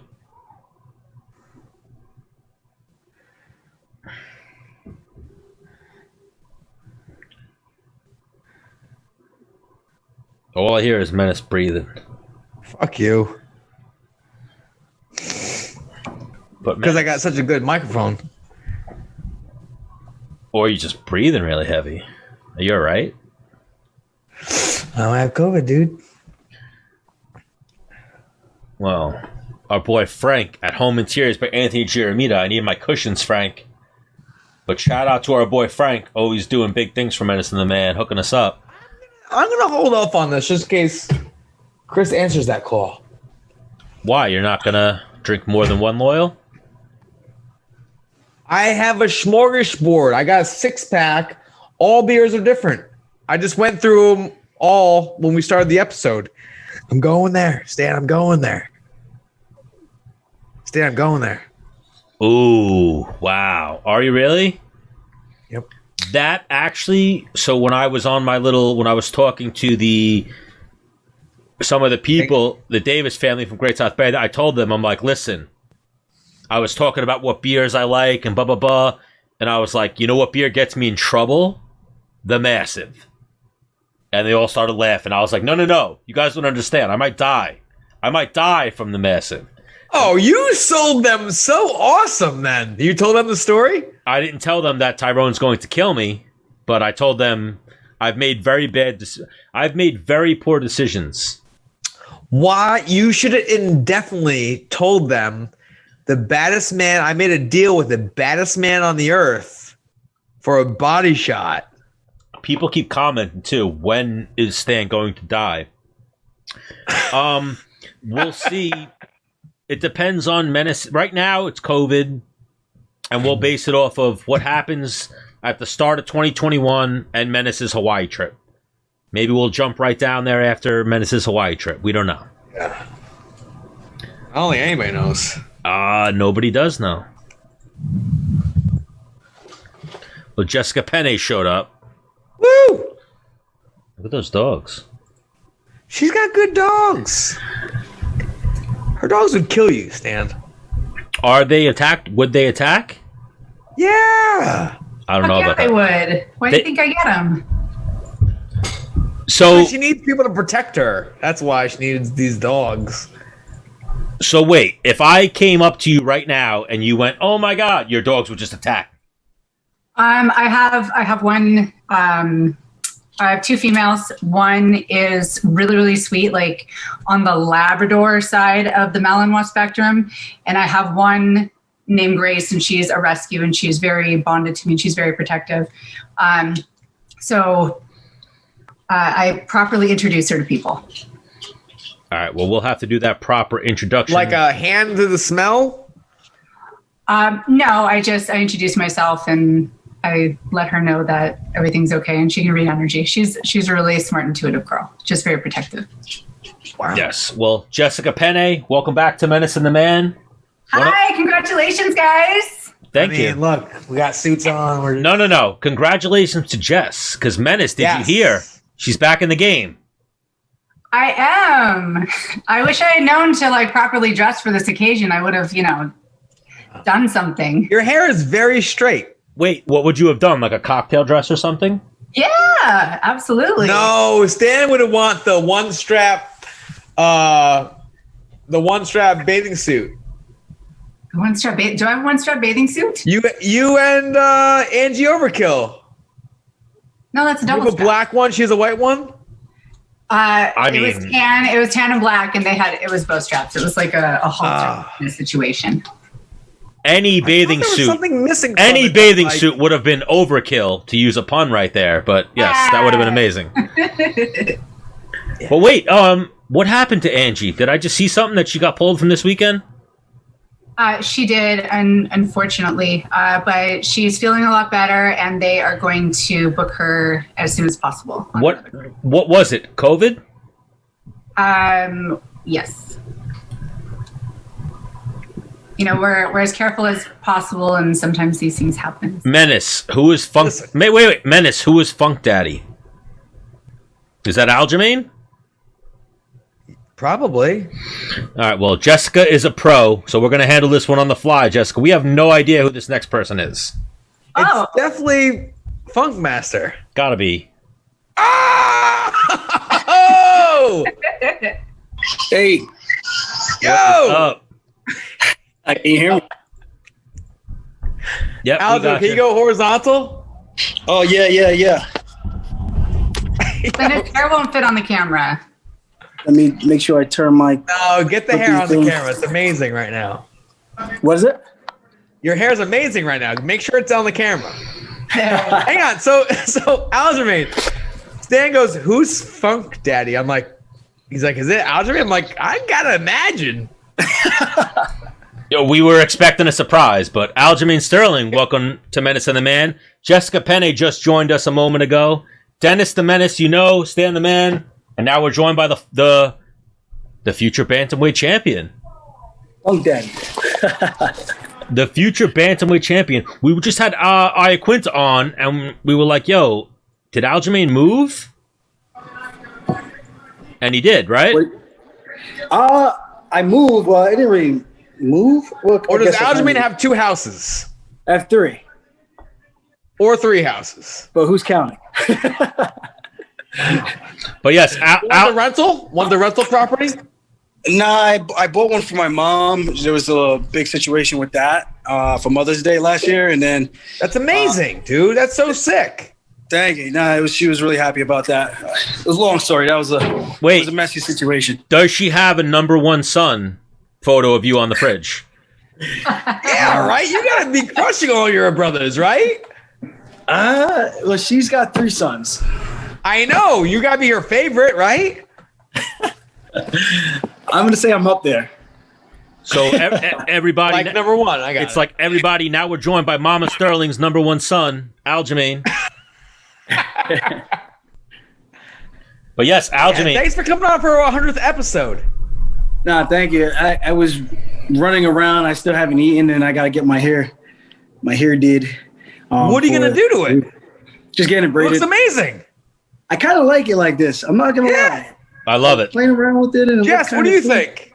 I mean, I like it. I feel like he normally wears it up like that. It's like his signature, his trademark. Yeah, I haven't had it in a high top in a while, so this is actually kind of nice. Where's your chain, bruv? I need a new one. That one, I need a new one. All right. Maybe Menace and The Man can help you out. Wait, did someone someone ganked your chain, Aljo? Oh, definitely not. Oh, what do you need a new one for? It's a long story. I need a lot of long stories. He's got short time, a lot of long stories. I know. We'll have you come back for the long stories. We love long stories. Yes, this is a short story type of episode. But Aljo, you know Jess, right? Yes, of course. Jessica just got reinstated. Fuck you, Sada. Fuck you, Sada. You can say that. I can't. Please. Yeah, no. You on some bullshit. Wait, let it be clear. Aljamain and Jessica love you, Sada. You guys are awesome. But anybody else here? Fuck you, Sada. Yeah. I had my little things with them as well. I understand what they're trying to do, so I can't be mad at it. But sometimes it's a pain in the ass to deal with. Just like I'm going to throw this out here because you're probably going to have for a title fight someone who doesn't fucking live in the United States. Yeah, because you're going to sit here and tell me. And listen, I think Khabib's awesome. Let's go to Brazil even with like Aldo. You're going to tell me these guys are living legends where they live. Someone's going to come in from the United States and be like, you need a pit. Like, no, my friend, you. I 100% agree. And I won't kill you. And this is how this goes. My friend, let me talk to you for a second. Let me talk to you. Let me whisper to you real quick. Like, if you go to Brazil as an American or you go to certain parts of Russia as an American, you can be killed. Oh, agreed. Just because you don't speak that language. Yeah. And you're going to tell me that the testing's the same? I don't think so. I think there's definitely some I don't want to say favoritism, but a little more leniency when you live in those other parts of the because world. People don't want to get murdered. Yeah. I like to be alive. No, not you. Like the people testing. Yeah, I know. That's what I'm saying. They're not government officials. They're like a guy who works for a fucking company. They're volunteers. Yeah. Yeah. Oh, wait. This is actually interesting. So I know how it is with men. Like, Ashley, what is it like? They watch UP as well? Her name is Jessica. What did you say? Oh, Jessica. I'm sorry. Yeah. We just had Ashley Yoder on. That's why I said it. Stan's deeply in love with her, by the way. No, I'm not deeply. I'm deeply in love with Jessica too. So, but even there, so Jessica. It depends on the day of the week. Yes. I hope you never make that mistake in bed with a woman. She might not be. I might not laugh it off. I have before, but that's a whole nother. Wait, what did Aljo? Can we go there? No. Wait, can we go there? What was Aljo saying? That's a long story, or that's a story for another time. Yeah. That's a long story, right there. I mean, I have time. Episode 100 is not about me; it's about Jessica and Aljamain. So Jessica's now free to fight. Looking for February. I just signed my bout agreement. I'm really excited. Oh, you signed a bout agreement? Like. Who do we got? February 13th. No, who? Oh, Hannah Goldie. Oh, Hannah. Oh, nice. Hannah Goldie fucked up. You're like backed up. You haven't like really let it out. You're like backed up. That's bad. When you're that backed up, people get hurt. I hope so. I have a few years to let off some steam about. Yeah. So Aljo, do we have a rebook date for Peter Yan? They said February or March, one of those pay-per-view cards. So I'm just kind of waiting for the UFC or Peter Yan to make up their mind. I honestly don't know what's going on. They aren't really being, at least from my point of view, it doesn't seem like they're being very transparent in what's actually happening behind the scenes. So I can only assume. And at the end of the day, the fight's off. So I just gotta wait. Aljo. So Uncle Chael, I texted him, say, hey, we're having episode 100. Can you come on for a few? And he was like, when? He's flying right now, so he's in transit, so we couldn't get him on. But he asked me, hey, is Aljo fighting RGY? Is it RGY? RBY. RBY? You're wrestling him. And I'm like, I'm pretty sure. Confirmation. How's that going down? What event? Because I saw 6 minutes wrestling, 3 minutes jiu-jitsu. Yeah, I guess it's his way of giving me a chance to win. Wow. So I guess he thinks he's gonna kind of school me. I think he's gonna do good. I think I'm gonna win. Obviously, I'm not stepping out there just to say, "Hey, I want a participation trophy." I'm trying to win.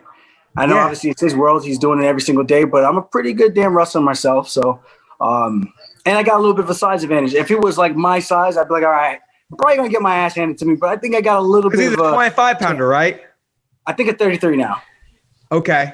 Yeah, so I think he's still building some size. He's still growing, So young kid, I think I got the experience. I should have the man strength over him, That's always a big factor. So is that like your main thing right now? Is let me wrestle right now, which would only help your career. Yeah, honestly, I think it's good for the two of us. I mean, Penn State's got like a ridiculous cult following. Cortland State's got a ridiculous following as well. So I think that combined with the MMA world, I think a lot of people who follow the sport are very excited about it. And I think the jiu-jitsu aspect, because he's actually starting to do jiu-jitsu himself, I think people are excited about that part as well. So I'm getting a lot of mixed results, like opinions. Some people think I'm going to get ran through. Some people think I'm going to win. Some people are like, I might be close, and then I'm going to win the BJJ section. But 3 minutes isn't a long time for anyone to get anything going. So I can see him trying to stall out in that. But so it's 6 minutes of wrestling. Is it the same? Wait. Is it the same rules as Gordon Ryan versus Pat Downey? I honestly, you mean Bo Nickel?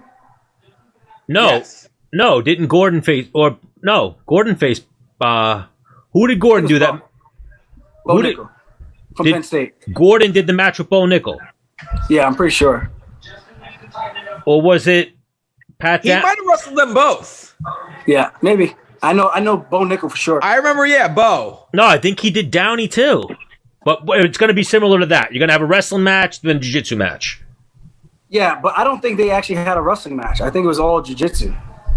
No, let me look it up. I'll find the information. It might have been all wrestling. No, they did jiu-jitsu too. Ryan submitted him.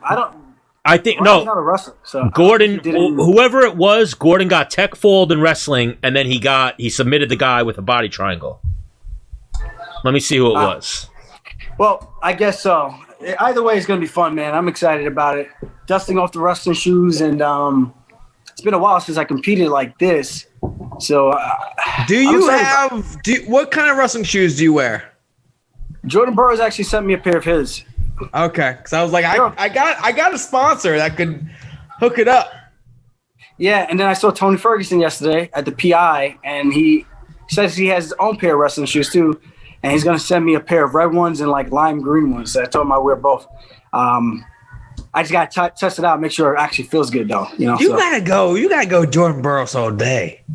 They're plain black though, so it's nothing like that pops out. That's like, oh, those are fire. They're like, Did he sign them? I don't think so. Who was Hang on. You should be like, yo, Jordan, come out and corner me. Yes. I should call him out on Twitter and put him on the hot. Worst case scenario. Hang on. Worst thing, he says no. Oh well. That'd be sick, dude. And so Gordon faced Bo Nickel in straight grappling, and he submitted Bo Nickel. He faced Pat Downey in what Aljamain's doing, like a 2-for-1 wrestling, and then we'll do jiu-jitsu. Yeah. But Aljamain, how's the weekly scraps going? Pretty good, I think. I don't know. I don't follow like the numbers and stuff, so it's like, I don't know. I think I'm having fun with this, so it's cool. Yes, I listen. I'm a big fan. Thank you. I think, like we always say, if you want analytics, go to Aljamain. Real quick, we got 2 awesome analytics on right now. Hit him with this weekend's card. Or we'll go a little this weekend's card. Let's go, Jessica.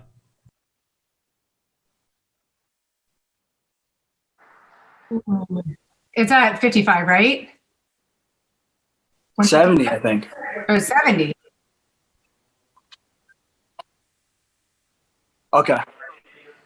He talked shit, and then Connor was like 55. Hang on. I want to hear their answers for 55 and 70. I want to see if it's different. Okay. You know what? I think that Poirier has been really impressive and shown a lot of maturity, growth, and I think that it will be much different than the first time that they fought. I could definitely see him giving McGregor troubles where he didn't the last time. You agree with Jess? Yeah, I think it's going to be a much different fight. I don't think it's going to be a 2 minute knockout like it was the first time. I think the weight cut at 45 killed him. I think Conor McGregor did it in a much better manner where he was able to recover, where he can take shots as compared to Dustin Poirier, who wasn't able to take a shot like that from Conor. I think the moment got to him as well. I think, like Jess said, he's gotten a lot more mature, and I think that's going to play a big factor. He's had a lot of barn burner fights, and he's come out on top, and I think that's going to be a big difference. I think he understands himself not to fight emotional, and he realizes where he's good and where he's the best at. So I think that's going to make this matchup a lot more interesting. I just hope he doesn't make it big in his head again and be his own downfall, because I think the last one should have been a little bit more competitive than what it was, and hopefully this time we get a much better show from both guys. Well, yeah, but we all know when you get punched and your body just falls down, like there's nothing you can do about it. You know what I mean? Yeah. But then his other fights, he was able to take shots like that way better. Yeah. So I think that does say something. That was also at 45. Dustin was depleted. He was definitely depleted going to 45. Because he was coming in hard and he got caught with a hook coming in. He got hit like kind of on the back of the head as he was coming in, which is legal when you're engaging. But it's like, that's a really hard shot to take, especially when you're cutting down to 145. I think that 55 and even, 70, I think both of them don't have an advantage there, but I think they'd be a lot healthier, less depleted. But I think 55 is a great weight class for this matchup. Yeah, and Stan said it on an earlier episode that at 45, Stan felt like Conor looked bigger than Dustin, whereas at 55, Dustin might actually look bigger than Conor. Yeah, like Dustin. Stan's stupid, so I mean, I'm a fucking idiot, but Dustin was like Aljamain said, Dustin was really sucked out for 45, where Conor might have. Granted, he was sucked out as fuck for 45, but he maybe could have went to 43 or something. Yeah, like, I think where the water goes, like for Dustin, like at 55, he looks like his body looks more like barrel. Well, you guys have seen it. Dustin looks fucking huge now. Huge. Like he looks bigger. When he moved up to 55, he looked bigger than everyone he fought at 55. Remember when he grew into his body too. He was really young the first time they fought. Remember when he fought Max? Max looked like a feather. Max looked a weight class below Dustin. It was like 20 Max and 20 not years a old. Weight. Yeah. Yeah. Max was like 20 years old at the time. No, I'm saying when they fought recently. The rematch, yeah. The rematch. Dustin looked a lot bigger than him. Max still looked a little bit smaller. I know what you're saying in that regard. I think he just did a better job of cutting the weight and building himself to be a natural 55er and realizing he had the frame for it, he has the power for it, and not depleting himself to get down to 45, where most of the training session is, how much weight can I lose today? How much weight can I lose today? And yeah, you don't really get better as a fighter that way. It's hard. It's tough. I'm gonna sit here and just tell you, Aljo, that's one thing I hate about you is I'm like, I'd be training with you and I'm like, this guy, like, I'm looking at him, he looks bigger than me, but he's like somehow 20 pounds. I'm like, do you have a hard time making the weight? He's like, I'm like, I'm gonna go run now. I actually had to, like, we just worked out. You're good. I just gotta go run like 75 miles and eat brown rice. It sucks making 135, man. And there's times we train together, I looked, I'm like, this is probably why I'm at 35, because I see guys like you who are a lot thicker, and I'm like, I can't carry that weight. Like, I can get big, but I don't carry the weight well in terms of my frame. So you're like Superman. You got this goddamn Vadian shit. Aljo, Menace has never told me a good story about training with you. It's always like this fucking guy, like he always sings Aljamain's praises, and that's always why I was like, say anything sticky. If he gets on your back, it's like, get them. You can feel like you can just muscle him off, but he's still there. It's like backpack. Yeah, so I'm excited for this next one, Aljo. I think you versus Peter Yan, especially you getting that title shot, being from Long Island, now claiming Las Vegas, but we won't hold that against you. But that Las Vegas is the second home. Long Island is going to always have my heart, you know? Is your lady moved out with you and everything? No, she's still in school. She goes back and forth? A little bit. She's actually coming here. She's got a good gig in Long Island, right? With work? Yeah. Yeah. And she's in school. So is Stephen Lee like a property manager now? Yeah, I've been seeing that dude sorta all the time. Yeah, kind of, sort of. He just manages that. He manages your Long Island properties at the moment. I try to make sure he's not. I try to make sure that he's making sure that people aren't running amok. You know, that's the main thing. His job is to try to keep people in line and keep them accountable. So wait, TJ Dillashaw reinstated. He just tried to plop right in the middle of shit. And both you and Peter were like, nah. Yeah, I like Peter because of that. Honestly, because he could have been like, all right, fight's off. Might as well try to take this fight. He could have done that. But man of his word, and I appreciate a guy like that. Either way, I still want to punch him in the face, but I think TJ's doing the easy route. You know, he's got a big name and he's just talking shit because he knows people are going to eat it up. And that's a smart play on his part, so I can't knock him for that. But at the end of the day, it's like, dude, I feel like he's running scared from Corey Sandhagen. They used to train together. There's a reason he's not training there anymore. And I think Sandhagen's the guy and the reason why he's not training there anymore. Probably because of what he saw down the line and the potential chance that they might fight each other. And here it is. Wait, who's running from Sandhagen? Dillashaw. They used to they trained together in Denver. Yeah.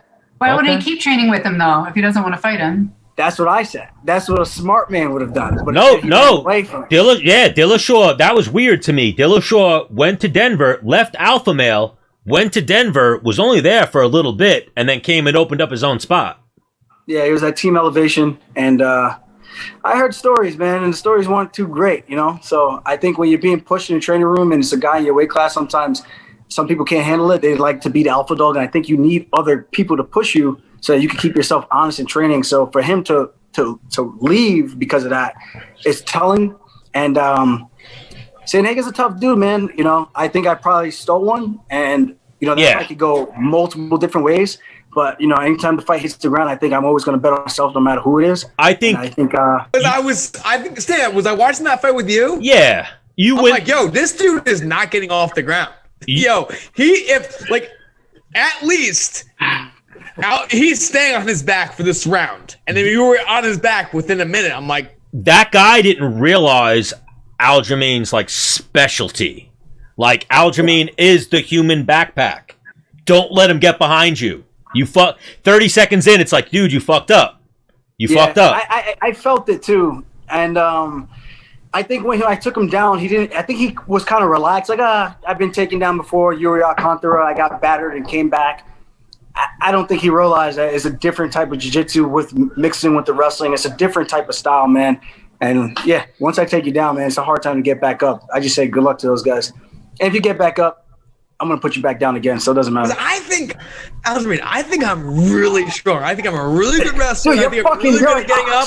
And I'm like, I could not shake this fucking... And like, dude, I'd have a fight coming up. I'm like, not a knock against you, but just in my own stupid head, I'm like, a 35-pounder rode me like a fucking cowboy for like 4.5 minutes. Yeah. Yeah. That'll hurt your feelings before a fight, for sure. Yeah. It hurts mine. I'll tell you that.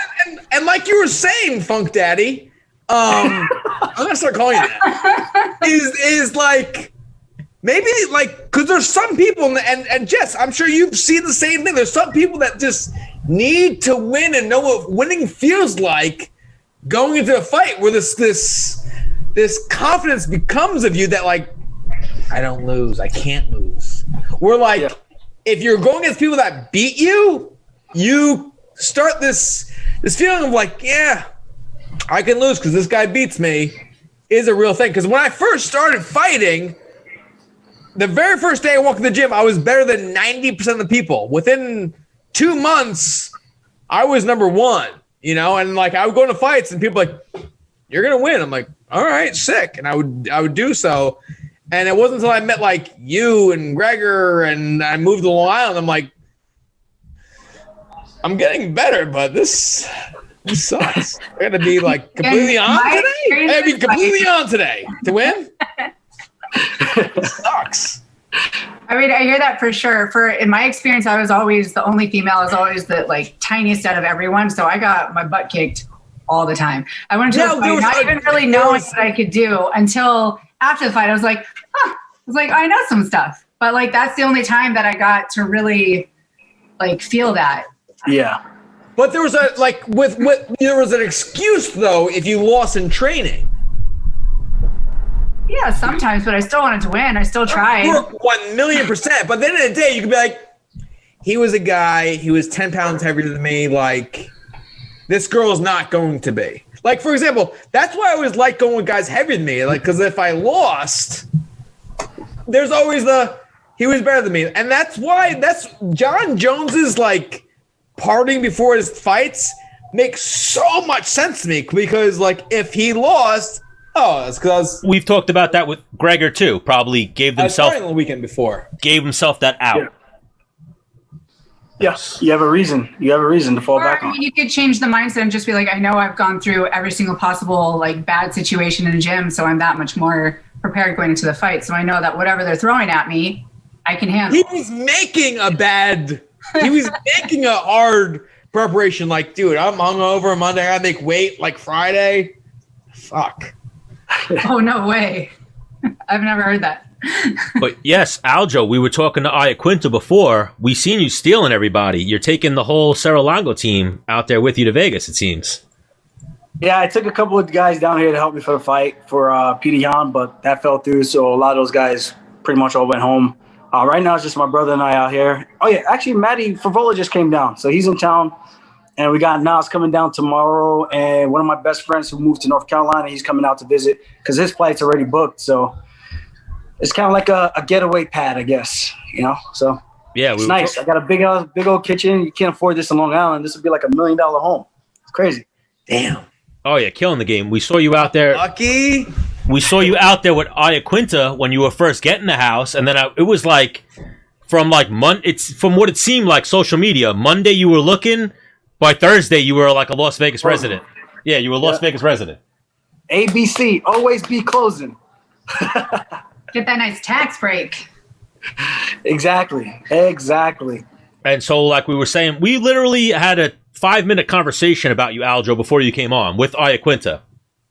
You got the PI out there. You're bringing teammates out there. You got the house out there. Now, you're dabbling in real estate as well, right? Like you have investment. Yeah, he's been at it. Well, I'm saying you have properties you rent out? No. You're more of a flipper. Yes, I did one flip, and then I had to stop that because the time you have to put in to do it the right way was exceeding what I needed to do for training. So I kind of just stopped. So now the house that I live in back in New York, I rent that. I pretty much house hacking, they call it. I have other roommates, which most of them are teammates. Oh, yeah, even that. Yeah, thinking we haven't had you on for a minute, Aljo. I saw you doing work. I saw you spackling. I saw you doing shit, like watching YouTube videos and learning how to do shit, right? Yeah, quarantine skill set building. Might as well. I mean, we couldn't do anything. We were locked in the house. It was like, might as well try to do some home improvement. So that's a real thing. So, Jess, have you learned any? I saw a meme at the beginning of quarantine. Like, if you don't learn anything new during quarantine, it's your fucking fault. Like, you fuck. Jess, did you learn anything new during the quarantine?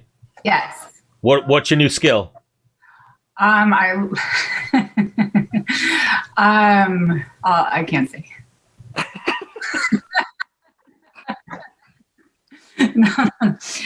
We're into that kind of shit. I dabbled in plants cultivation. You're such a Wendy motherfucker. Were you Wendy's Adams again? Or what? Wednesday, yeah. It was the role I was born to play. I feel like. Yes. You're actually, you're not far from it. So wait, we're obviously, Jessica, we're talking about the devil's lettuce, right? Maybe. No, something else. Well, Aljo, you get down with the devil's lettuce as well, right? I dabble here and there.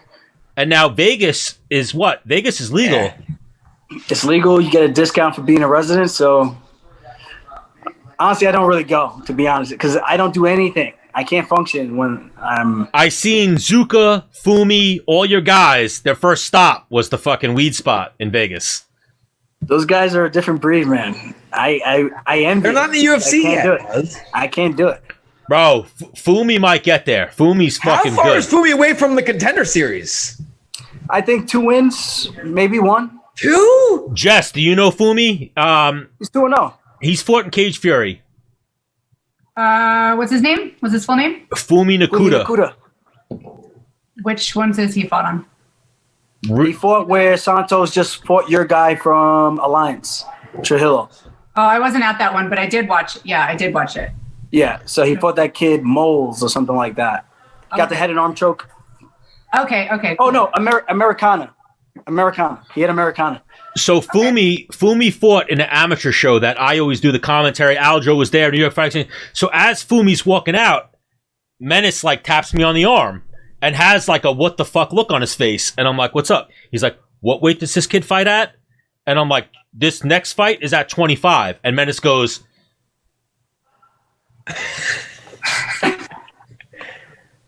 like this for like 20 seconds. Then he's like, yo, are you 25? I used to spar this kid. He weighs 25. And I was like, yeah, 25. And then after the fight, Menace was like, yo, fuck that kid. Like, that kid's fucking good. Like, I used to spar that kid. I didn't know he weighed 125. He gave me rounds. Yeah, he's good, man. Bro, Fumi's like the truth. Fumi's the truth. That kid, he's so small. But he has like so much, like he's as compact as it gets for his weight class. He reminds me of John Dotson in the Tough. Yes. So I remember sparring John Dotson and him moving around similar to me, like fast, where like I would punch and he was like completely gone. I'm like, what the fuck? And then he would hit me. I'm like, oh, we're punching like big boys, huh?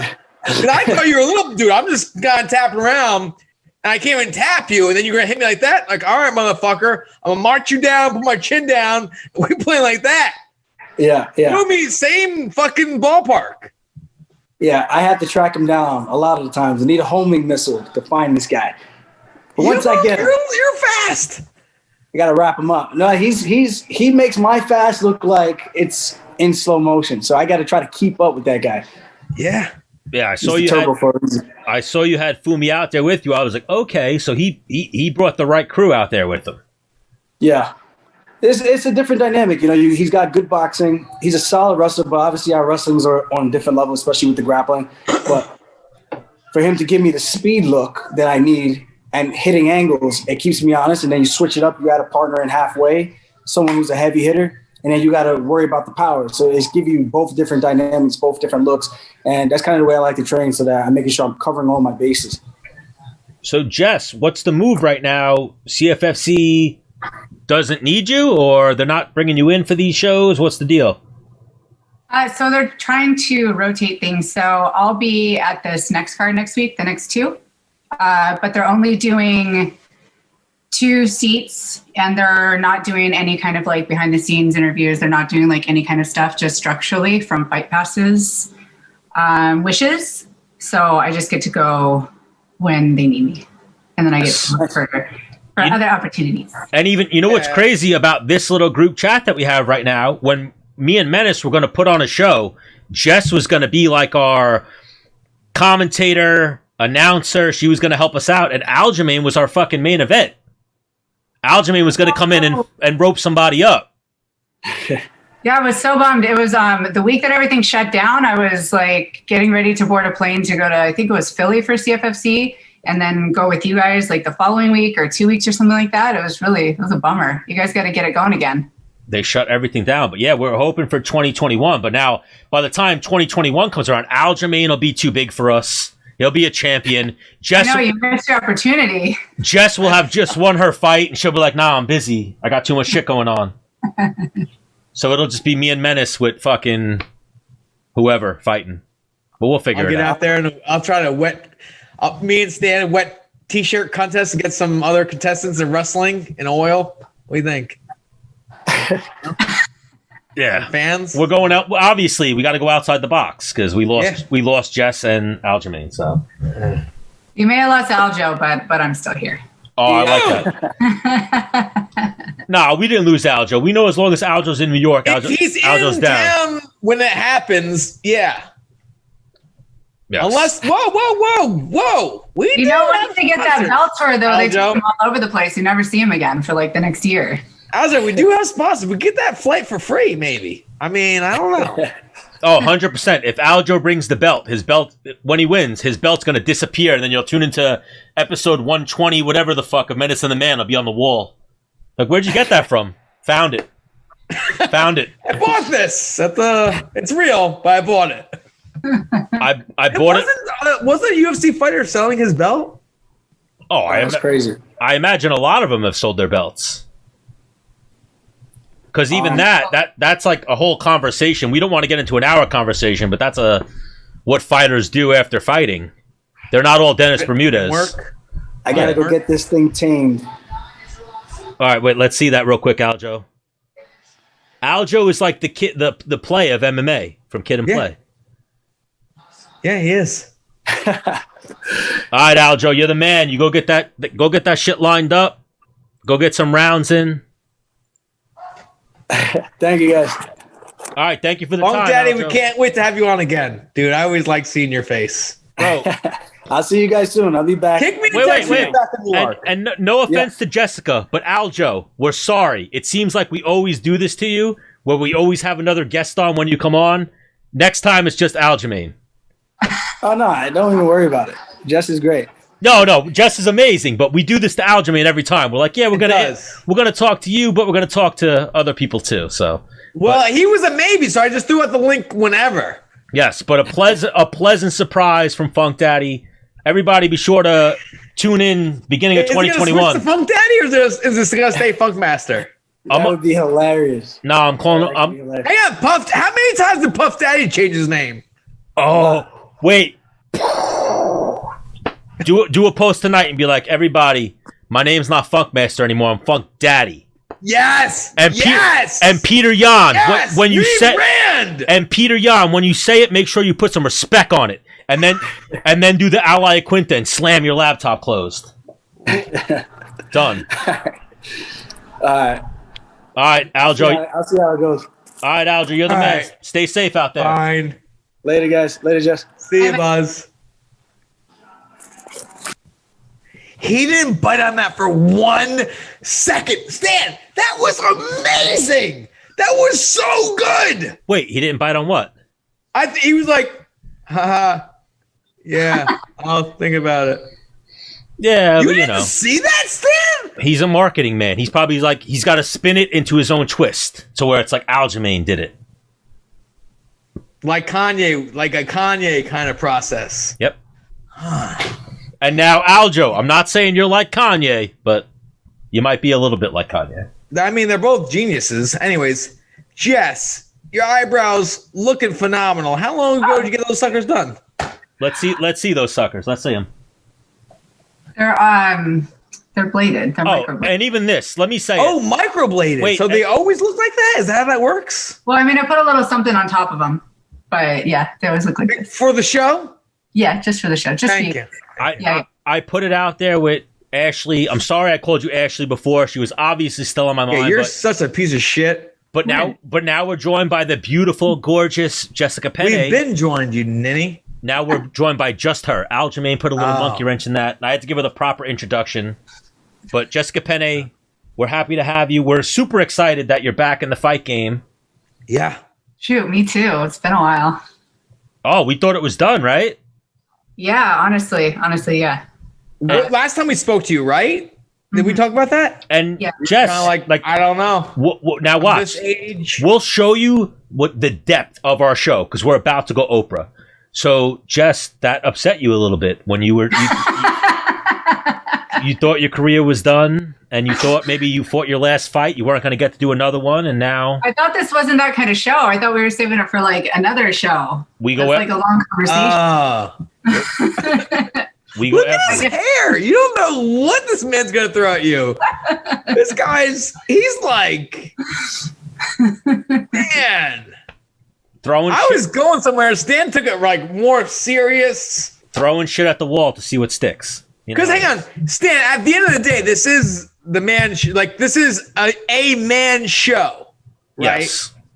So being a female on the other side of the spectrum, name 3 things that a man could compliment you on that you're like, oh my fucking God. Like, in what way? Like, oh my fucking God. Like, Jess, your eyebrows are on point. Nice job. Your eyes are beautiful. Your hair, like, what is... Nice. Obviously, every girl is probably different. Wait. Nice horse. You ride a lot? I ride horses, too. You're sick, Stan, you piece of shit. Anyway. It would be sick if I didn't have 3 horses, but I do have 3. Wait, that's like, I ride horses, too, all the time. And then I pick her up, and then she takes me to ride horses, and I get thrown off the horse. You're like... I love taking people. I love taking people to go ride my horses for their first time. It's always a good experience. So I guess what it is with a guy, hey, you have beautiful this, is the guy has to pick up on what the girl's most confident about on herself, right? I don't know. I feel like it's more in the eye of the beholder, like whatever sticks out to him and he wants to compliment on, as long as it's sincere, it's appreciated. Well, pretty much like, dude, your shoes are amazing. You're like, he's in. It depends on how you say it. Probably not the shoes. All right, so that's a starter. It would probably be something about like energy or personality or just something flattering. Well, if he was like, your shoes are amazing. I see you're wearing Air Max 90s this year. I have this in that year, but I wanted those, but I couldn't find them my color. But because now we have common ground, right? Mm-hmm. And she's like, well, my brother gave them to me. I don't know. I feel like shoes would almost be the last thing. Like, I'm not going to walk up and be like, oh, women love shoes. What do you mean, Stan? I'm not going to walk up. Women wear shoes for other women to notice. Yeah, I'm not going to walk up. Not for guys. I'm not going to walk up and be like, oh shit, the shoes. I'll walk up and be like, oh my God, you are gorgeous. Look at you. You're so put together. Oh my God, the shoes. Look at those shoes. Like, you got to start somewhere else. And then when you start with them, you're not wrong. That was well done. Then when you hit the shoes, she'll be like, this motherfucker. All right. He recognized the shoes. His mom raised him right. Jess. I mean, it's a little bit early to tell if his mom raised him right, if that's the... I appreciate a good right. Well, I'm saying no. He's on the right track. I'm saying me. Stan's mom is a good woman. My mom raised me right. I appreciate a woman's shoes. My mom's got a good shoe collection. All right, so Jess, starting with you, let's put out the guide for Jess. And maybe it's the guy comes up, hey, wow, your teeth are you got great teeth. You're like, sick. I don't know. I mean, you're saying there's total energy. Yeah, I feel like it's more energy or conversation or complimenting on, I don't know, something that is not surface level. Because me and Stan, we're trying to put together like a guide. Like we said, like, listen, like if you go up to like 7 times out of 10, if you compliment a girl on her eyebrows, you're gonna like, it's good. Eyebrows are tricky. Eyebrows are a little. I feel like women might be insecure about eyebrows. Well, I mean, if they're trash, then yes. But if she just got them done, and a guy notices that they just got it done, like, whoa, what the? But then on the same token, like, this guy, how's he know? I just got like, because if he's got the same eyebrows as her, like, whoa, homie. Unless that's what you're into. Metrosexual right? I mean, it's not what I'm into. I like a little bit more rugged, but you know. I mean, they can. You headbutt people in the head, so yeah, you want rugged. But for men, when she says men out there, when she says rugged, she doesn't mean a unibrow. You got to do some maintenance. Absolutely. every man out there, there's no man that wakes up with a perfect eyebrow. They shouldn't connect. Just don't get your shit waxed if you're a man. Or what's the word? Waxed, right? Yeah, I mean, you can thread it. Hang on, unless you have a unibrow. No, I'm saying you shave it or get them threaded. Don't get them waxed. Women get their eyebrows waxed, or women get. No, but see, if you shave them, they're going to grow back really fast. So it's okay to like do a little waxing. Just don't wax them like this. That's all. Yeah, it's like so. If I'm connecting in here, if I wax them perfectly here, that's fine. Yeah. If I'm not going over here and just edge it, I mean, that's.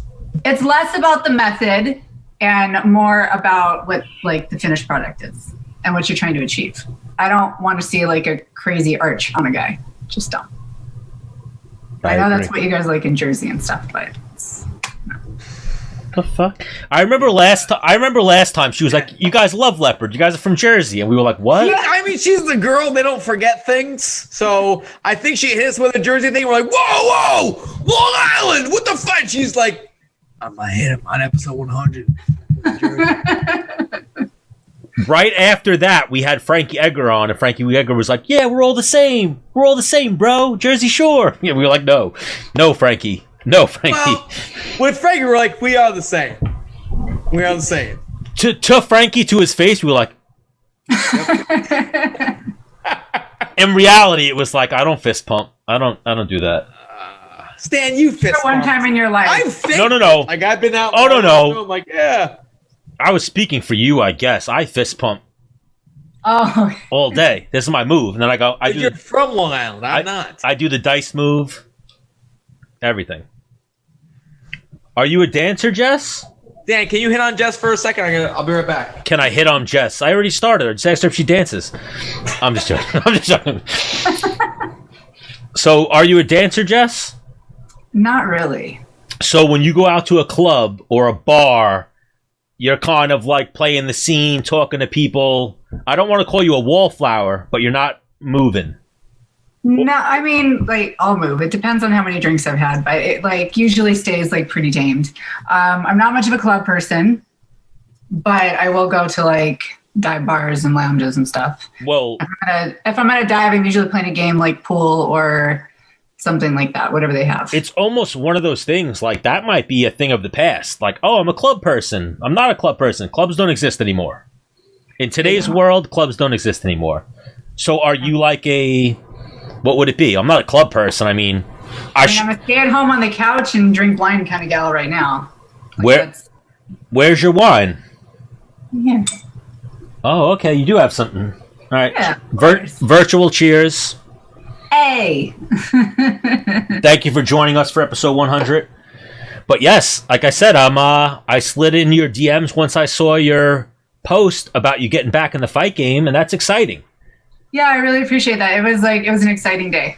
It was definitely an exciting day. It happened today. Wait. It happened today, and today I got a bout agreement in my email, so it was a really great day. So who's the guy? Brian, who do we owe this thanks to? Brian Butler and Mick Maynard? Brian Butler and Mick Maynard. Shout out to Brian Butler and Mick Maynard. Yeah, Mick Maynard is a goddamn G. Now, Menace, did you deal with Mick Maynard or you dealt with Shelby? I'm a Sean Shelby guy. You traumatized? No, he loves me. Like when I retired and I was like walking in the back, he's like, I didn't know. I didn't know. Like Dennis. And he's like, anytime you want to come back, I will get you a fight. I was like, I wish you didn't say that, but goodbye. No, I come across hard times like, I need a fight. So what's retirement like for you? Are you like, do you get, itchy to get back in? Well, I'm 185 pounds. I feel like you walked around at that though. I remember you jumping on the scale at some point. I've gotten up to 180 while I was fighting. I feel like Menace is like a 75er. Right? You walk at 75. You used to walk at 75. When I was training. Fight career. And running every day. But yes, Menace. So what's it like? Jess said, what's it like for you now? Hang on. If I'm being honest, I'm gonna go to a deep place. So like, where I work right now, like you can work a lot, And it's kind of like, sometimes I'm sitting there and I'm like, the fuck am I doing? Like, yes, I'm making like 6 figures, but like, what am I do? I feel like I'm built for much more. I'm one of those. I'm pretty sure. Like, I don't know. Like, fuck. Is this? Sometimes I feel like a sheep. Like, is this? Do you enjoy what you do? Though? I mean, do you find moments of enjoyment in what you do though? For sure. I mean, like what I'm doing is it can be very dangerous. People do die doing it. I think it's in like the top like 5 dangerous jobs or something like that. Top 10 for sure.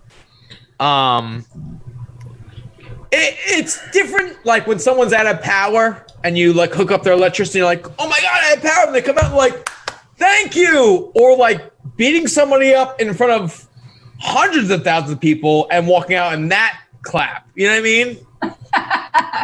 You can't really compare them, but I hear you. You can't compare the paychecks either. So wait, when 5 like you and you, thank you, my power's on. Menace goes.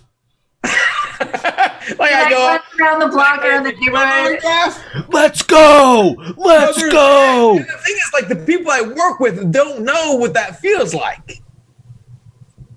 Or they for me, they're like, "Oh my God, thank you." I'm like, they know that little dopamine check. They don't know that dopamine overload. Yeah, and then like me and Jess, maybe $100,000 check or $8, you know what I mean, like, or a $3,000 check after, you know, that's like a big one. You're like, whoa. Well, that was I know, Menace, you said that to me initially. That was a thing for you, like your first check. You were like, I'm used to like $50,000 checks. Like I'm used to this is a couple thousand. Like what do I do? I'm not, you know. Right, but it's the consistency of it, and you know. Yeah. So I mean, in all reality, it's. If I didn't have kids, I'd still be fighting 1,000,000%. You know, it's the security of it all, and having a house, and definitely being able to have food. Because like, does Rachel Ostrovich has kids? No.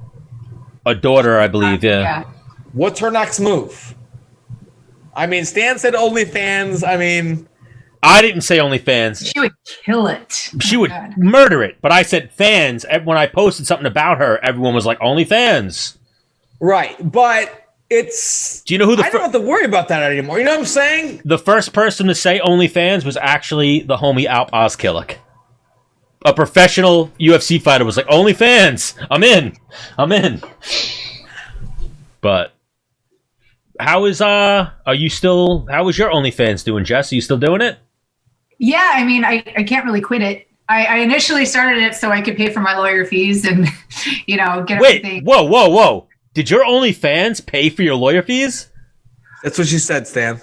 No, she said she started it to pay for her lawyer fees. Yeah, that's originally why I started it. My manager, Brian, he started a GoFundMe account, and it was, like, amazing how, like, supportive all the fans were. And just how everyone, I was met with a lot of love, and it was amazing. And to go to arbitration was more than the GoFundMe had raised. So I opened up the OnlyFans to try and, you know, earn the rest, and didn't end up having to go to arbitration, but I still, like, all the GoFundMe money went to the lawyer. So it was good to have. And then with the pandemic going on, I was very thankful for that too. It was rough. And I mean, like, a woman likes to feel sexy. And then wait, after the thing got settled, you went. Whoa, Stan, you went to like no volume. Can you hear him? I'm still gonna sell these feet picks. Stan? Can you hear me now? No, you piece of shit. You can't hear me at all?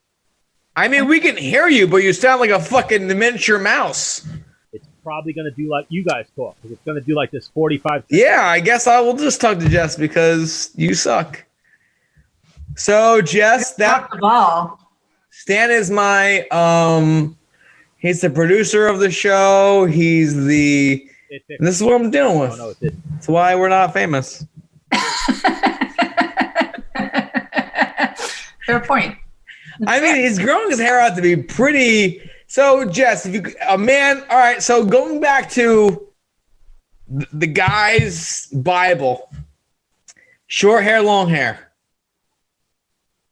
I don't like long hair. Me personally, I do not like long hair. But there is a niche of girls that like, No girl. Yeah, the girls like the man bun these days. Like A dumb girl. Stan, fix your fucking audio before you like mouse like that you're in. like Maybe the peanut you gotta, gallery right now. Maybe you gotta jiggle it. He's the peanut gallery. His voice is very little. It's very soft. I don't know why. Anyways, right, you still suck. Do you know girls that like, man, long hair, man bun all day? I don't. You don't. So none. Shorter hair is the way to go. Shorter hair is the way to go. What is it about the man bun long hair that you're like, you don't want their hair to be better than yours? I just don't want us to like share hair products and like him ask me for a hair tie every once in a while. Oh, so you're going relationship status right away. Like no, just like anything and any kind of a one night stand. He's like, hey, you got good conditioner in here. What if he tried to steal it on the way out? Wow. Fighting words. Oh, you got that kind of condition. Hey, peanut gallery, shut up. What? Wait. Is my voice really that low? Yes, it's that low. How low? Scale of 1 to 10. What would you say, 2. Jess? A 1 or 2? A 2. How about now? A little better. Do that again. I don't know why it does this. It's gonna reset, and I'm gonna go. I don't know why it's. Maybe you have to buy like a better program or something. I don't know. But now you guys can hear me. You're like a 4 or 5. It's better. I don't know. But what were you guys talking about? We're talking about fucking long hair. Don't care. Oh, All yeah. right, No. yes. That's what I was forgot. Long hair is no good. I only have long hair for a stupid reason. Can you do a man bun? I have a man bun. I have a Like a top knot? All right, Jess. You're always Oh my talking. God, he can. That is long. Stan, how long has it been now? I got my last haircut from the Gentleman's Den in Belmore. Your guy, right before we went to Florida. So May of last year. So it hasn't even been a full year, huh? Something like that. It's close. Who taught you how to make a top knot? What'd you want? That's not. What'd you want? You asked for a top bun. What are you asking for? That's not how you do it. It's not how you do it. Wait, what are you asking for? It's long enough for him to do what you're asking for. No, it is. You do this. All right, show Stan, me. pay attention. You put it up and then you wrap it. And then you do like that. And you like tie it up. Oh, I don't know if I can do that. That's where Jess does most of her ass beating on a top knot.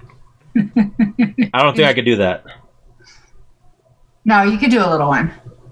I could do so that's how women tie their hair without a. You gotta twist it and then twirl around itself. Oh, hold on. I got and then put the. And then you secure it. Yeah. Idiots. So I'm here. You twist.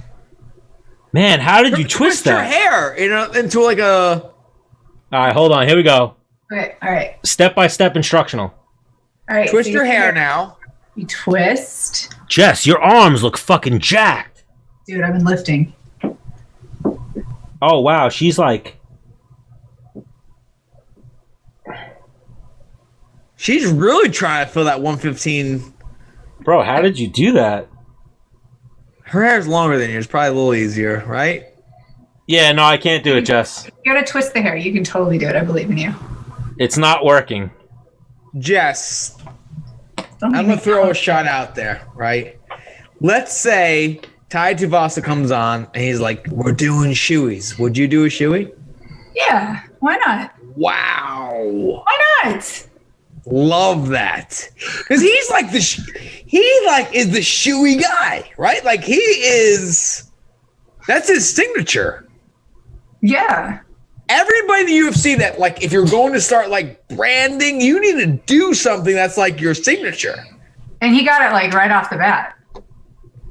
Bro, Ty might be playing you know games I with try us. to fight him, right? You what? You know, I tried to fight him Why?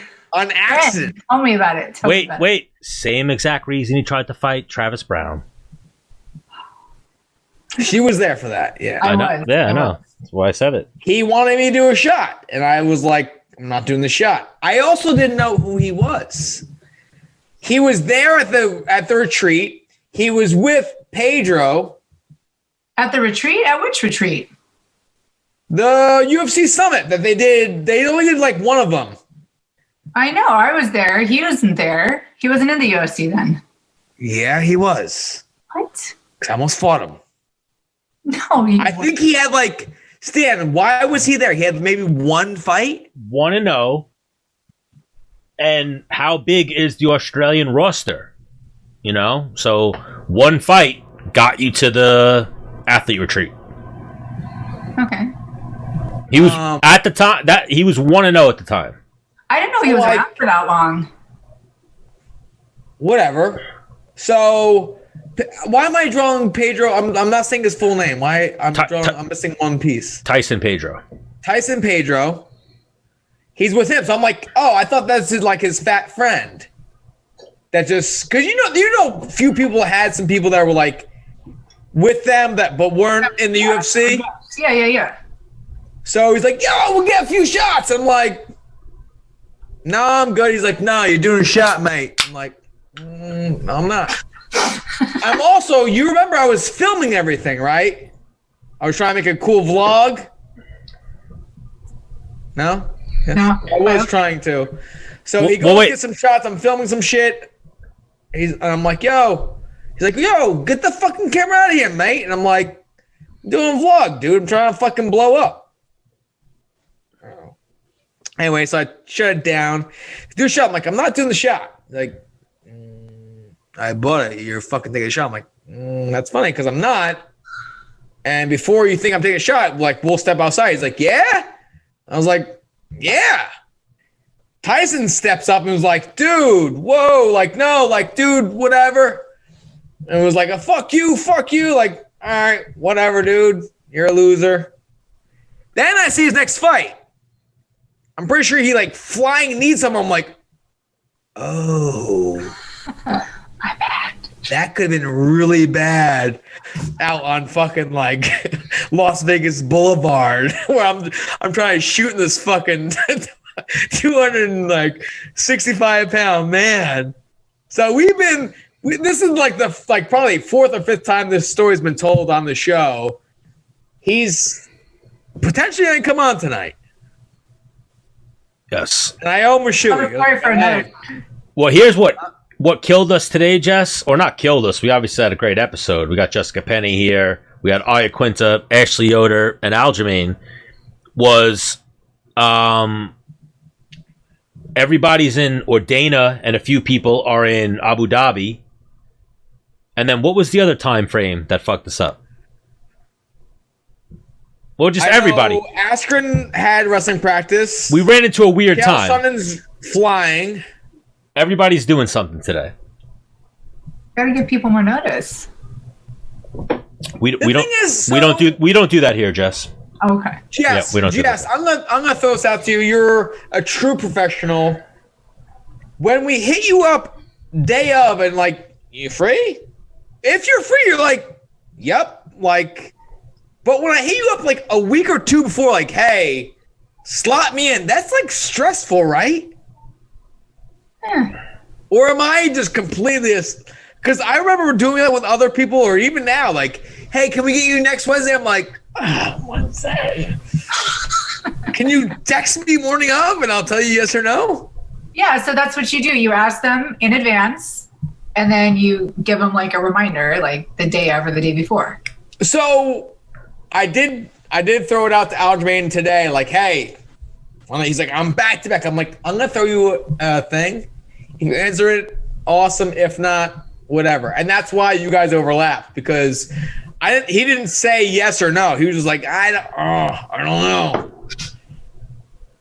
Everybody else was like, yeah, got it. I mean, that's happened to us before, that overlap. Fuck you, Stan. But like he's saying, we were not intending it for Jess Penne. Even Jess came in a little, or no, I said, when can you come on? Jess actually was right on time. So never mind. Oil, soil. Jess was right on time. Everybody else was late. So, all right. She asked me about after retirement.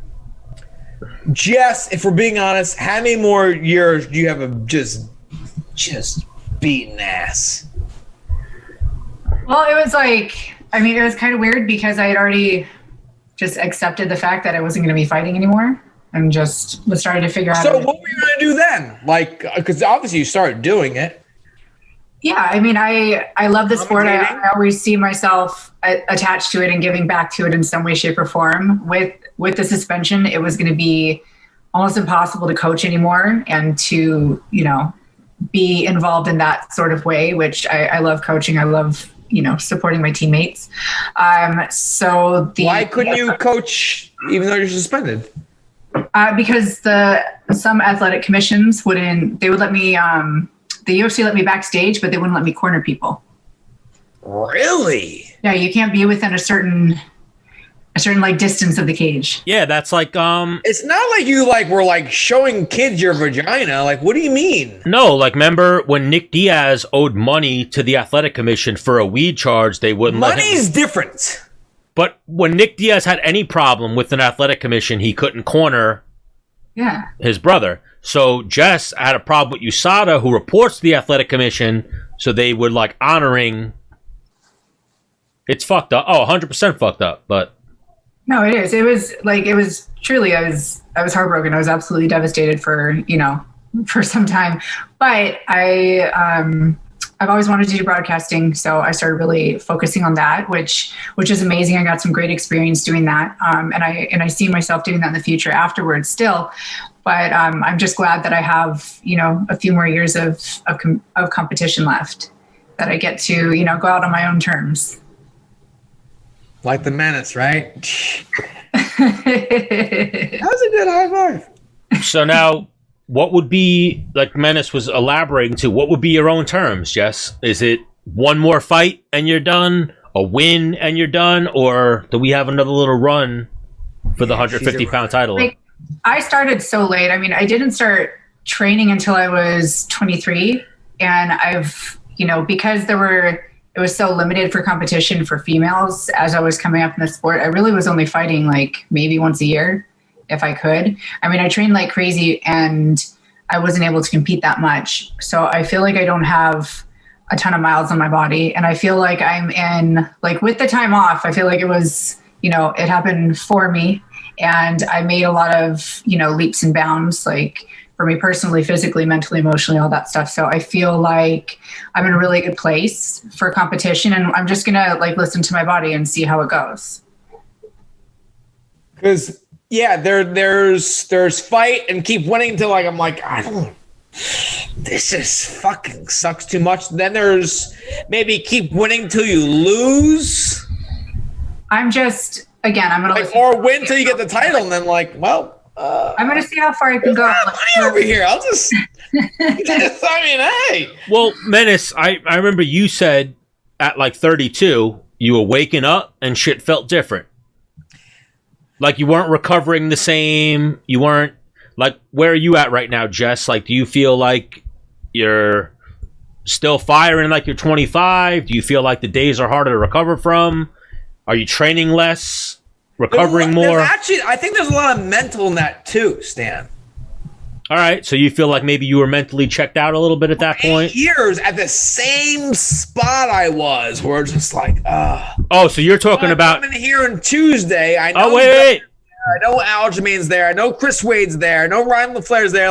Today's going to fucking suck. And all of us are going to try and kill each other. As far as training, Jess might still kind of be in that realm. She's still with Alliance. She's not mixing things up. And not saying that you always have to, but sometimes... Yeah, but how long have you been in Alliance now? Forever. 4 years? 4 years, 5 years? What? I came after the Ultimate Fighter. I started cross-training at Alliance. So maybe it's been 5 years. I don't know. It's kind of all a blur at this point. But you can attest that, it's so important for a fighter just... mix it up a little bit, Yeah, Yeah, and I do cross training. Unless you're a champion, you're like, yep, this is exactly where I need to be. Yeah, I mean, I've been in the sport for 14 years, 15 years. Yeah. And I've had the opportunity to train all around, and I feel like Alliance is where I'm meant to be. And I cross train with different coaches at different gyms, but I do most of my stuff at Alliance, and I feel like that's just my place right now. And I'm happy there. And I feel like I have a good support system, and I have great communication with my coach and my training partners. And I think that's, like, for me right now, that's very important, is to feel supported and heard and tested, but also, like, taken care of. That's so huge. Yeah. Because I've been at a couple different gyms, and anyone I've ever trained with, I wanted to do well. But sometimes when people in your same weight class that you train with, like, you don't want them to do better than you, right? Or am I a complete psychopath? No, like, that happens. Like, if you're in the same weight class as people, like, it's, I mean, if I lose a round, if I lose this, like, does that mean that I suck? Like, of course these things happen. Especially with the rankings, and you're like, of course. She's this, but I think she's beating you just now. Like, yeah, I mean, those conversations, like, they come up all the time. They're like, it's a real thing that happens. However, like, I have to, like, for me personally, I have to figure out what's real and what's not. I know coming back into Alliance after such a long layoff, like, it was really tough. Everybody's super sharp and on point and being competitive, and I hadn't, so it was rough for a while, but I wanted to be there. Like, this is something that I wanted to do. I had been checked out before my suspension. I was checked out. I wasn't happy or healthy. I didn't want to be there, really. I was there to support and to coach, but I really I didn't have the desire to win. That's why you're there. Exactly. And now, like, I want to be there. I want to do better. I want to be. I am so happy for you. Oh, thank you. Man. Bro, ecstatic. That's why I was like, do you want to come on the show tonight? Because I feel like this is something we could almost celebrate or talk about. So even Menace, you weren't here before. Me and Jess virtually toasted. So now we got Menace in here. Yeah. We'll do a little virtual toast to Jess getting reinstated. Thank you. Jess, what's your favorite wine? Cab. Jess. They're the strongest. They're like the more like, yeah, you want to do They're more this? sophisticated.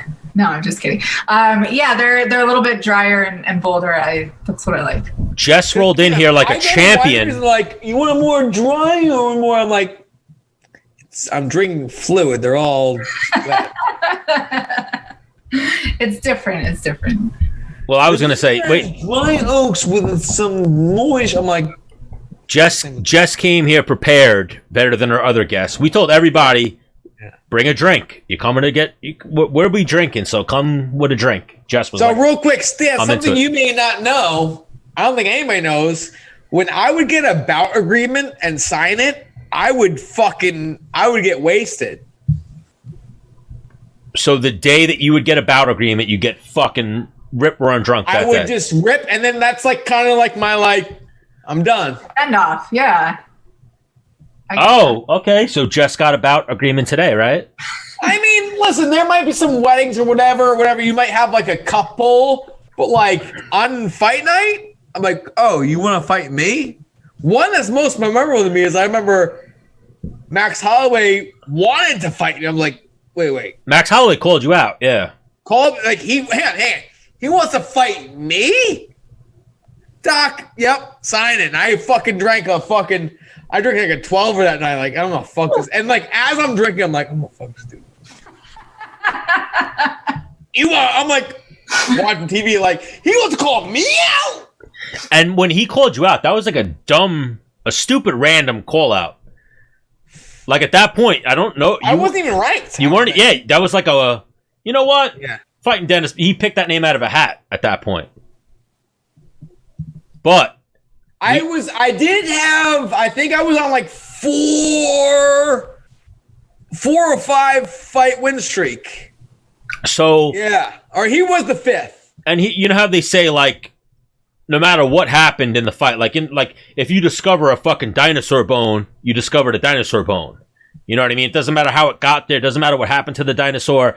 Boom, I discovered a dinosaur bone. When you look up Dennis Bermudez, you go, oh shit, he beat Max Holloway? He's got a win over Max Holloway? So that's always there. Bro, what I'm saying, people dispute that a little bit. People will say sometimes, like, oh, that was Dennis's gift decision. You know what I mean? The Max Holloway fight. When I always, like Jess, you'll attest to this, my dispute to that is always, had that been a 5-round fight, Max Holloway would have died that night. No, I remember. So I did, what was I did? I had to do some sort of like analyst or commentary work on when Max fought champ, Alex Volkanovski. Thank you. So I watched Max Holloway's fight with you because you're the most similar body type to Volkanovski. Short, kind of jacked. Short, stocky, athletic, strong. So I watched that fight and like. So I remember that fight. That wasn't a give me. That was not a give me. You did extremely well. It was It's a tough kind of it was how you score how do you score fights type of fight. Yeah. And it came down to the second round where it was like, so Dennis clearly won the third round, Max won the first round, still competitive, and then the second round was how do you score fights. Yeah, and for me, I mean, if you go off of damage, he was cut, but I was puffy. So that's it's like a... Yeah, like you can't... what's damage? You maybe hit me flush with something and I reacted, like... It's hard, like, I don't know. I don't feel like damage... Unless you're doing, like, old school pride rules, like, I don't feel like damage is really something that I, like, personally score for. Unless it's, a complete one-sided, and then it's, like, it's still points. It's not just the damage. But, so... I guess when we think about damage, when you hit someone, they take 2 steps back. And you're like, whoa. Those are like power shots. Those are like effective strikes. So what counts as a significant strike? Just that, I guess. If it's jarring, if you can tell that it, if you can tell that it did damage, I guess, or if it. Because I remember watching a fight this past weekend, and the strikes, significant strikes, it was the same. I was like, so. Every strike the guy all of them landed. None of them were, none of them were grazing. None of them were blocked or hit the glove before the hand kind of thing. That's what I assume. So, Jess, I know you're very smart as far as fighting goes, and you're very analytical. You do a lot of commentary work and all that. Could you see yourself going into that role after fighting? Maybe a ref, maybe a judge, something like that? I mean, I would love to be a judge. We need some new judges. What does it take to be a ref? I think I could fucking crush. Well, Menace, we talked about this in earlier episodes. It's as simple as a course. You go and sign a piece of paper and pay your $50 or $100. You'll get your certificate, and then I think they want you to do 2 or 3 amateur cards before you do a pro card, and you're a professional referee or judge. I think refs and judge are held to the same type of I feel like protocol. I don't know, but I feel like the judges are just the same judges that have been around, or I don't even know where we get these judges. Per state. Yeah, per state. Yeah. Some of them are trash. Like I changed my strategy from one state to another and still lost. I was like, I did the opposite of the. It's not a bad idea. If you know who's judging your fight, you know how they judge fights and what sways them, what they're looking for. You know if a judge isn't going to. So Jess, you fought in all 51 states? No, I'm saying hypothetically. Wait, what? Wait, how many states are there? 51, right? Name the 51st state. It's like Hawaii or some shit. Yep. There's only 50, Dennis. Oh, sorry. I was thinking Puerto Rico. Sorry, you fucker. Oh, all right. No. Like right there. Totally understandable. You're trying to make your heritage a state. I get that. Fuck you. No, like, does the United States not own? No, Puerto Rico's borderline. They were trying to make Puerto Rico. Thank you. All right, so sorry. That's where I got the 51st kind of fucked up. Do you think? I'm over here looking at the replay. Jess is over here like head down, laughing. Get your hand in your mouth. Do you think that's all Puerto Ricans? Are probably like 51 states? No, they're like, we're our own country.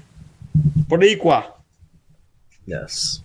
But close, Menace. But yes. I cannot wait to fucking headbutt you. In the 50 states, yes. Every athletic commission and whatnot is different. On, you can fight. Hang on. Can you not fight in Puerto Rico, you piece of shit? Who said you couldn't? Yeah, you can fight in Puerto Rico. I know. Benson fought there. All right. So do all of your siblings and your relatives on not your siblings. How many drinks have you had tonight? What number are you on? Who, Dennis? Yeah, just curious. 6. Are you on 6? Are they I'm a champion, dude. I'm a goer. I don't think I'm. Bro, I feel like Ty is going to no-show us. That's the only one I really wanted was Ty.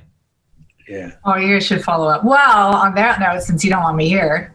No, we absolutely want you here, Jess. We love that you're helping us fill this void. I love that you're just like, whoa, Stan, what the fuck? Fill the void?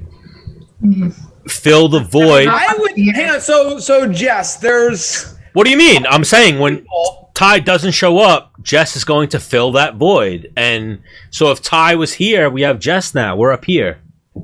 So what did I do? Every girl wants her name to be confused with another one, and every girl wants to be let known that she fills a void. Wow. Stan, you did both of those things. Jess, I'm single, so it's for a reason. It's Reason how why. Exactly.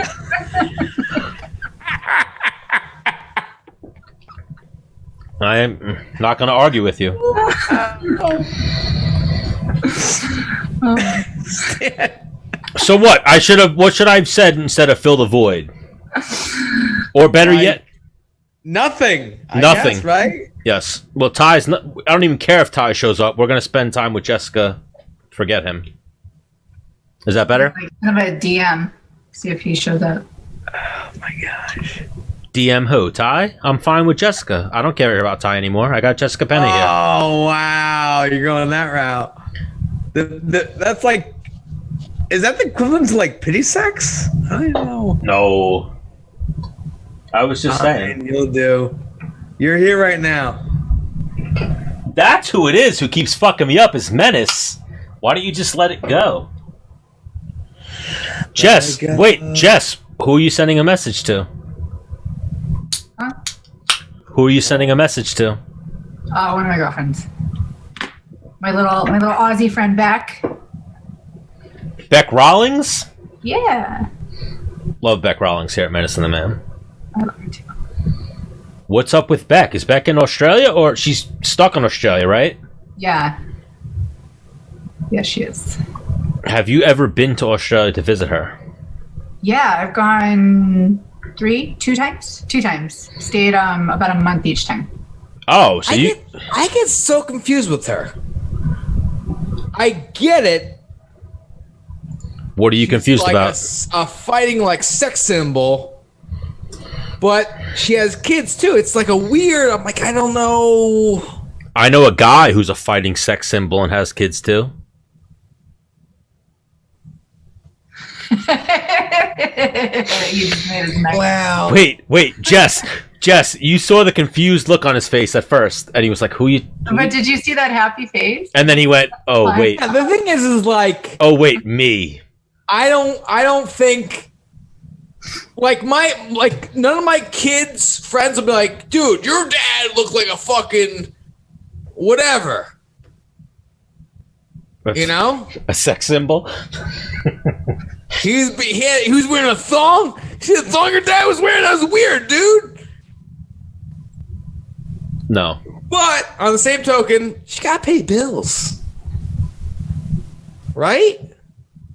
Everybody does. I'm not mad at it. Not at all.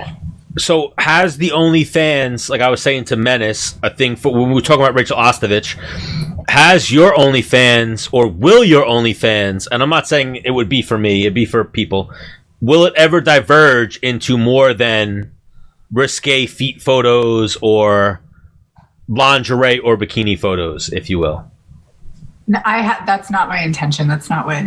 You know what I mean? Like you would never go to that realm or that realm of OnlyFans. No, I do what I'm comfortable with, and I do what is just.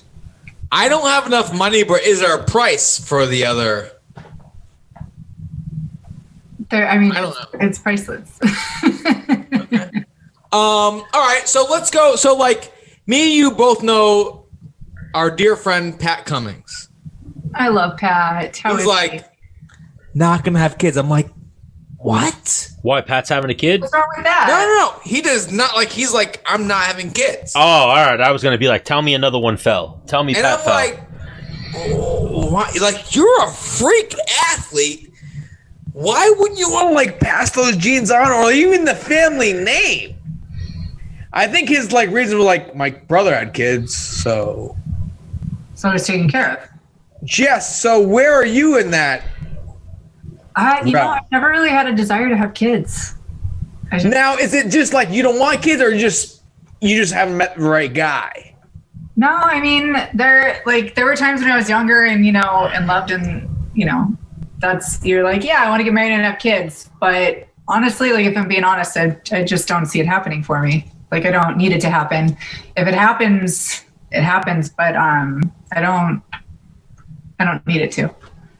Right. You're not out there like, listen, the clock's ticking. I need to find a soulmate.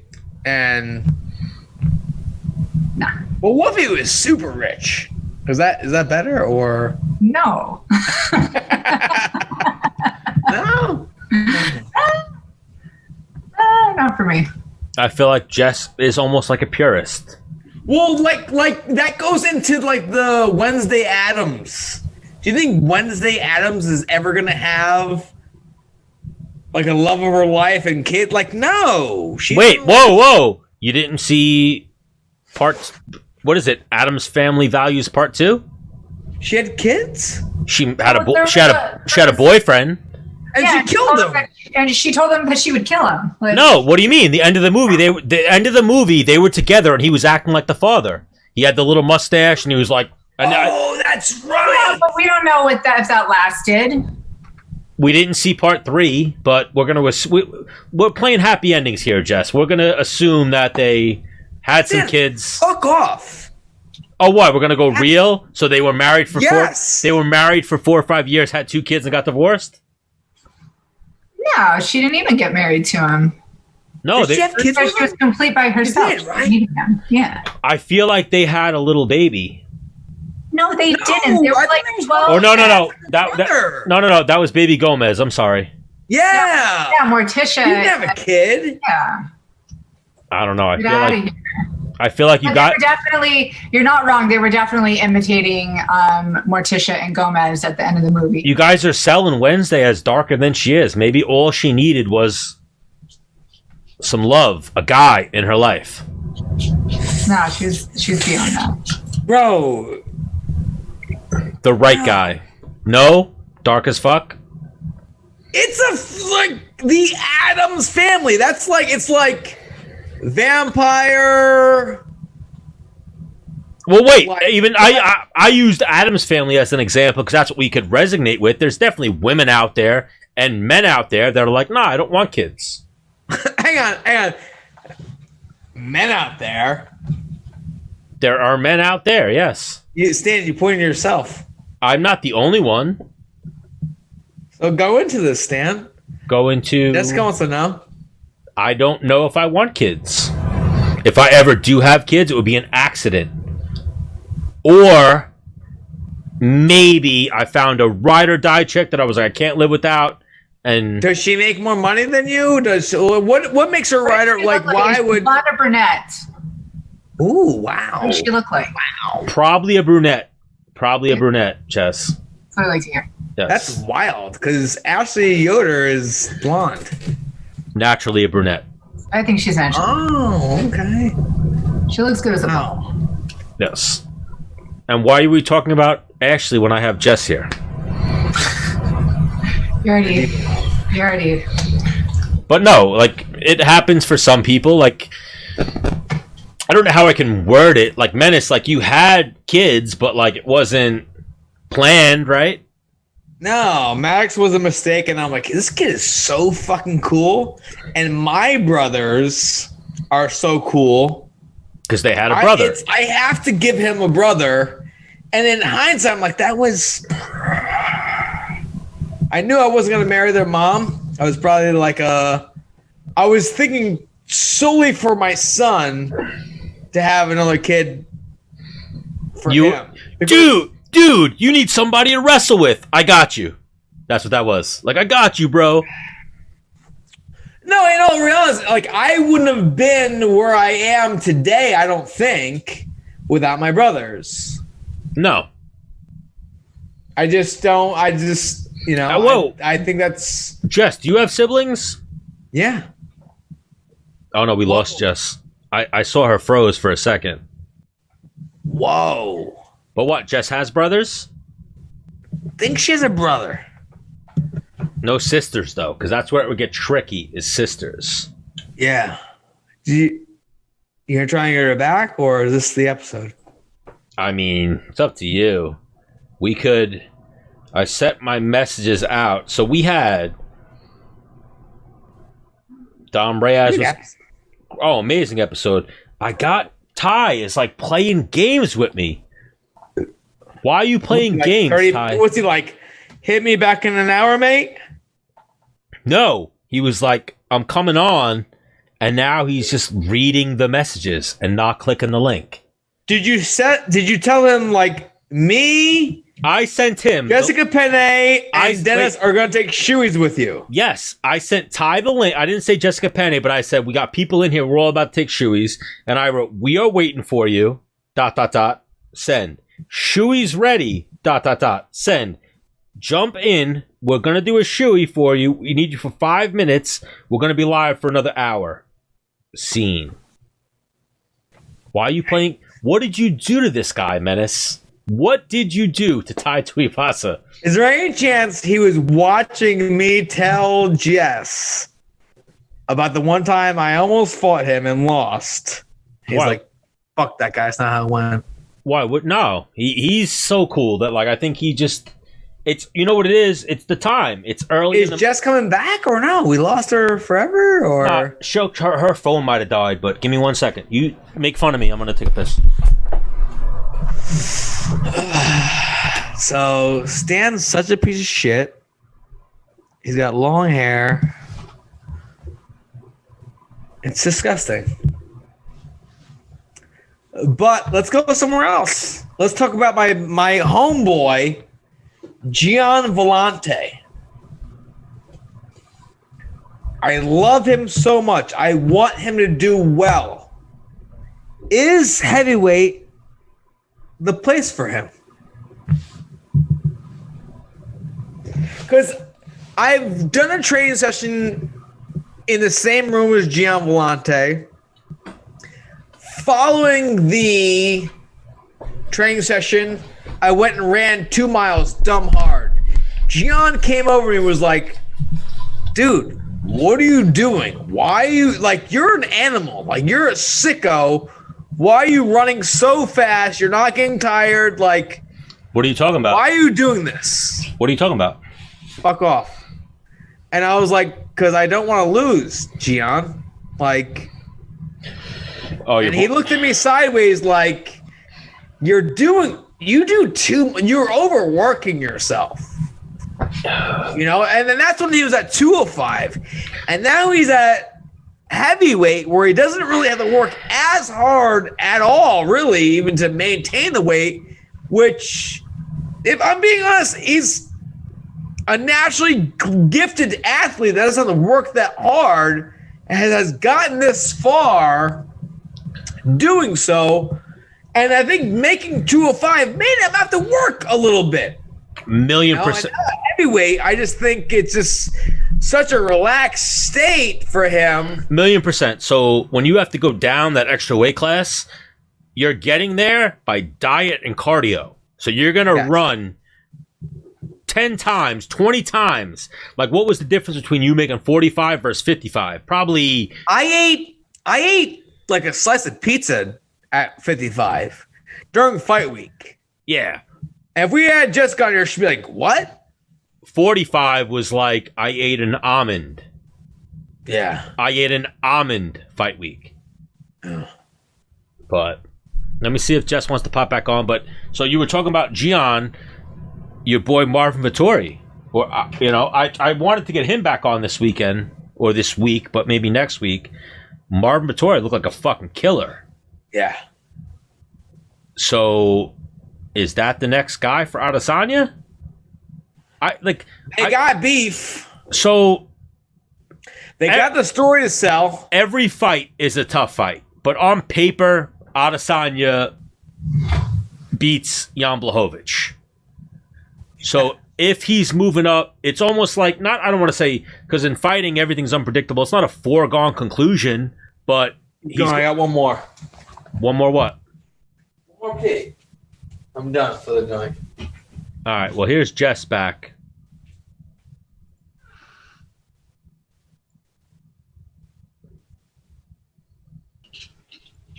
Dennis, stop talking about her. I'm sorry. Well, I just wanted to say bye. I got kicked off, but Nah, you're good. I don't want to leave like that.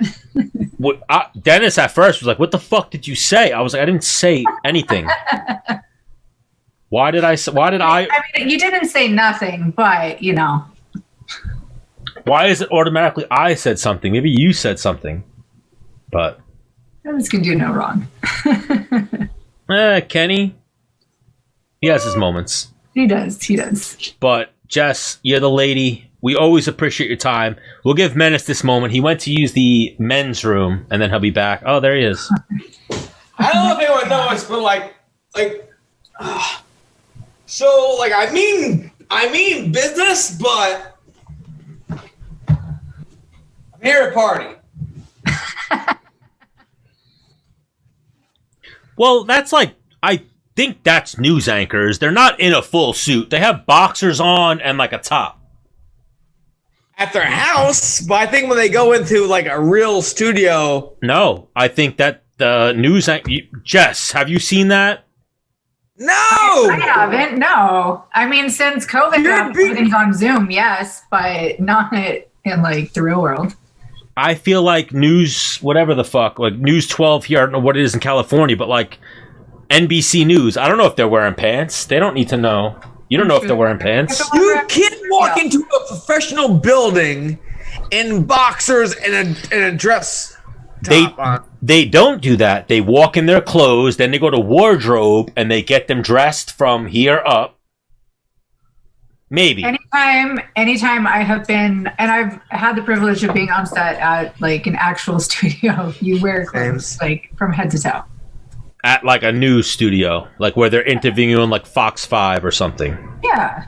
All right, so I'm an idiot. Jess, we've been through this. I'm an idiot. I always get shit wrong, but yeah, you can't even do a top knot, dude. And my hair is not long enough, or I'm not a fucking. Your hair's long enough. You're just not twisting it tight enough. I'm not a girl. I'm not experienced in doing a top knot. And even that, Jess, I would never have my hair this long, but this will be the second time that I've grown it long enough, and I'm going to donate it to make wigs for little kids with cancer. All right, so back up. So, Jess, a guy meets you. He's got long hair. You're like, ooh, not my guy. But he's like, listen, baby, listen, your eyes are beautiful. Wait, your eyebrows. Not your eyes, your eyebrows. Completely on point. Your hair is just glistening. The only reason why my hair is like this, I'm giving to kids that can't have hair. That's amazing. Then that's acceptable. And but at the same time, you're like, this guy's either full of shit. You go off energy, right? Yeah, for sure. Big energy girl. What if you had a mood ring on too? Ooh. Like, see what color it was. And it was and it was super dark, like a really dark mood ring. How do mood rings even work? I think dark means like you're A liar? no, like a dark person, and light means like you're energetic, right? Yeah, but the mood rings I always thought went like it was black until you put it on, then turned like purple or like green. Never went like really light. Dark isn't like necessarily a bad thing. Just a different. Oh, whoa! If you're in the darkness, like Wednesday Addams. Well, here, Jess, what's your favorite color? Black.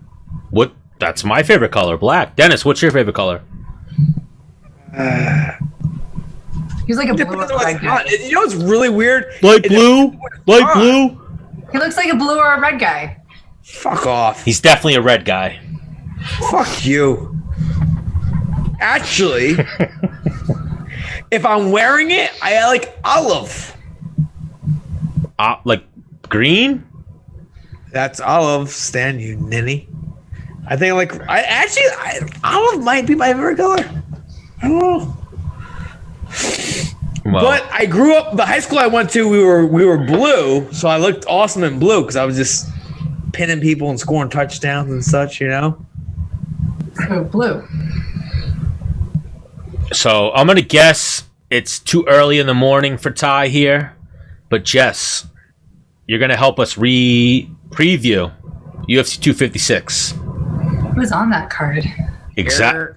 No clue. It's actually, I guess, what's the word? It's considered a weak card, but the biggest fight on it is Tony Ferguson versus Charles Oliveira. The main event is... And they're the co-main event, right? They're the co-main event. So even that, like... What number is it? It's pay-per-view? 256. Tony Ferguson in a 3-round fight? Good luck. That's some tough business. Oh, dude, I love Oliveira though. That's was that Al? Did you marry him? No. Al Iaquinta is predicting Charles Oliveira to pull off the upset here.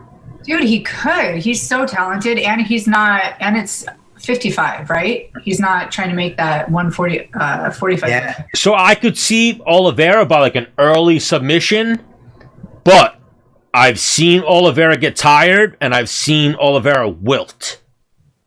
Like, I've seen him get tired and be like, oh, wait, this guy's coming hard. I think I'm done. And then him get stopped like seconds after, a minute, you know? Stan, if I'm going to bet on that one, I might go... Because the odds are different. Like, if I go early Ferguson, like... First 2 Ferguson, and then after 2... Sorry, the other way around. First 2 Oliveira. No, you can't bet like that. Oh. You're trying to bet... Not a big better. You're trying to bet on, like, each round? I don't think you can bet like that. Well, no, you can bet on the fight, like, how it ends, right? Yes. Yeah, you can pick the round and by. So I could put like, you have to pick the round or like within the round. You could pick under, like under 2.5 or over 2.5. I would go under 2 Oliveira, third round or the other way, third round decision or win Ferguson. I mean, surprisingly, but I guess Oliveira is fucking good. No, Oliveira's good everywhere. And he's not just like a Brazilian jiu-jitsu black belt. He is a phenomenal black belt. And while Ferguson is super like funky and moves around, like Oliveira can like get on his back. He can hold him in position. I really believe that. I think on the ground, I think Oliveira crushes him. Yeah. Yeah, Oliveira's a different level in jiu-jitsu, but Tony Ferguson's got like some funk. So even Jess... but I think Ferguson's funk works on people that don't know the ins and outs of jiu-jitsu. That like, yeah, we could... I don't think he's been on the ground with somebody as good as Oliveira. Like, I know he fought RDA. They didn't really hit the ground. RDA is not the same level as Oliveira. Yeah, I can't remember someone as good as Oliveira that Ferguson has faced. So, but here, wait, Jess. Off topic. In California, Jess, have you crossed paths with Ferguson at all? Yeah, we used to train at Rain together. Yeah, Stan, I told you about that. I went with the man. Yes, I know you have. I'm asking Jess. I know you have many stories. Every time I've been at Rain, Jess has been there. Okay. So, you would pick against Tony Ferguson in this fight? It's hard because Ferguson is good everywhere. But I think the fact that it's 155 is very intriguing to me. I think it gives Oliveira, it could give him an advantage because he's not cutting so much weight. Well, but also, I think Oliveira's also a gamer. Oliveira's fucked at 145. Like, he's not the same guy. Like, 155, he's definitely better. He definitely has better cardio, definitely better striking. He's been, to me, night and day at 145 versus 155. Like, 145, you put him against the elite, and he's getting fucked up. 155, you give him the elite, and it'll be interesting to see what makes the difference. I think that Oliveira has really sharp striking. Like, I think he's really well rounded. Obviously, his strength is the ground, but it'll be interesting to see. I think Tony can out volume him on striking. I think he definitely has the edge there, but Oliveira is no slouch with the striking. He's really sharp. But I just think that Ferguson can outpoint him on his feet. All right. So hang on. So we talked about it earlier. Tony Ferguson's 37. Uh-huh. Wait, Menace. Hold it down at 157. I was gonna 155. I think Jess is 37 as well, Menace. Different animal. Here's the thing.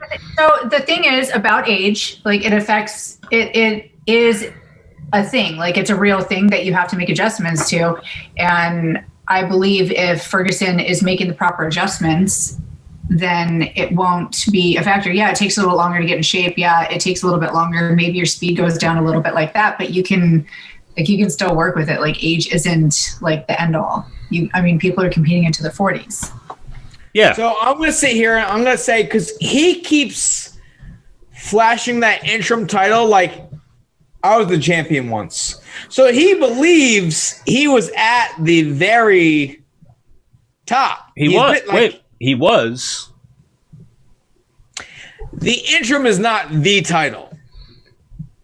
At that point, though, like where it was, there was a chance with Khabib. After that, came back and showed he's got some shit. But when that happened, it was like, all right, well, this is the same guy. He just won the title. This is the same guy who missed 2.5 years. Khabib. Okay. So with that being said, Stan, Uncle Chill said, when you climb Mount Everest and you come back down, and they're like, what are you going to do next? No one says climb Mount Everest. So in his head, he's already climbed Mount Everest. No. Tony's Mount Everest is Khabib. And an undisputed title. Well, then he would have threw that belt away like Justin did. He wouldn't be putting it in videos like, listen, I am the champ. Now, I get the clickbait about it. I think Justin Gaethje was a special kind of crazy right there. Like anybody. That's the crazy you need to be. But I'm saying, like Dustin Poirier, like I think it was Gaethje who shit on Poirier and was like, you're fucking celebrating interim title? Fuck yeah, I'm celebrating interim title. That means I'm, at worst, I'm number 2 in the world, and they're recognizing it. Like, what? Like, what the fuck? You know how hard this sport is? Like, I don't dispute that. Personally, and listen, I was nowhere near it, but if I got an interim title, I'd be like, yo, this is dope, because this would be the first time I ever won. But I'd be like, this is not, I want that one. That fucking guy that's sitting out right now, I want his. Jessica, do you have your Invicta title like on display somewhere? No. Where is it? It's packed up somewhere. What are we doing here, Jess? What are we doing? I don't know. That could be right over your shoulder. But it's not. Like, weren't you the? I think Jess is in the same ballpark as I am. Well, no, weren't you? Were you the first atomweight champion? I was the first ever Invicta champion. The first ever period champion. Mm-hmm. Oh, you gotta hang that up somewhere. Nah. No, that was. Listen, she did a great job. That was everywhere. First ever. That was like her hashtag. That was her. She was doing amazing with it. And then she got into UFC and she's like, fuck that. I want that. There's a new goal now. Yeah. It's, one thing I really could, as an athlete, like there are awesome highs, but there's also a lot of lows. I've experienced a lot of lows. And so for me, I realized that I haven't celebrated those wins as much as I could have. I didn't acknowledge them and appreciate them and embrace them as much. So I get why somebody would celebrate the interim title, because that's a win. But for me personally, it was just, I moved on from it. I want the next. Well, I mean, being a true champion and a complete warrior, if you will, it's like the idea of becoming that is bigger than when you actually obtain it. You're like, all right, what's next? I need, for sure. That was in my head. That was so big and I got to it. Okay. I need a new objective. You can't hang on to that. You got to keep moving forward to something even higher, you know? Yeah. And Stan, this is not a knock against you at all, but like you wouldn't really get it from a competition aspect. Well, you know? Yes, but Jess, I'm just going to throw it out there. I know how to hang shelves. So if you want to hang a shelf right behind you, put the belt on it. I'll book my plane ticket tomorrow. With COVID, plane tickets are like $50.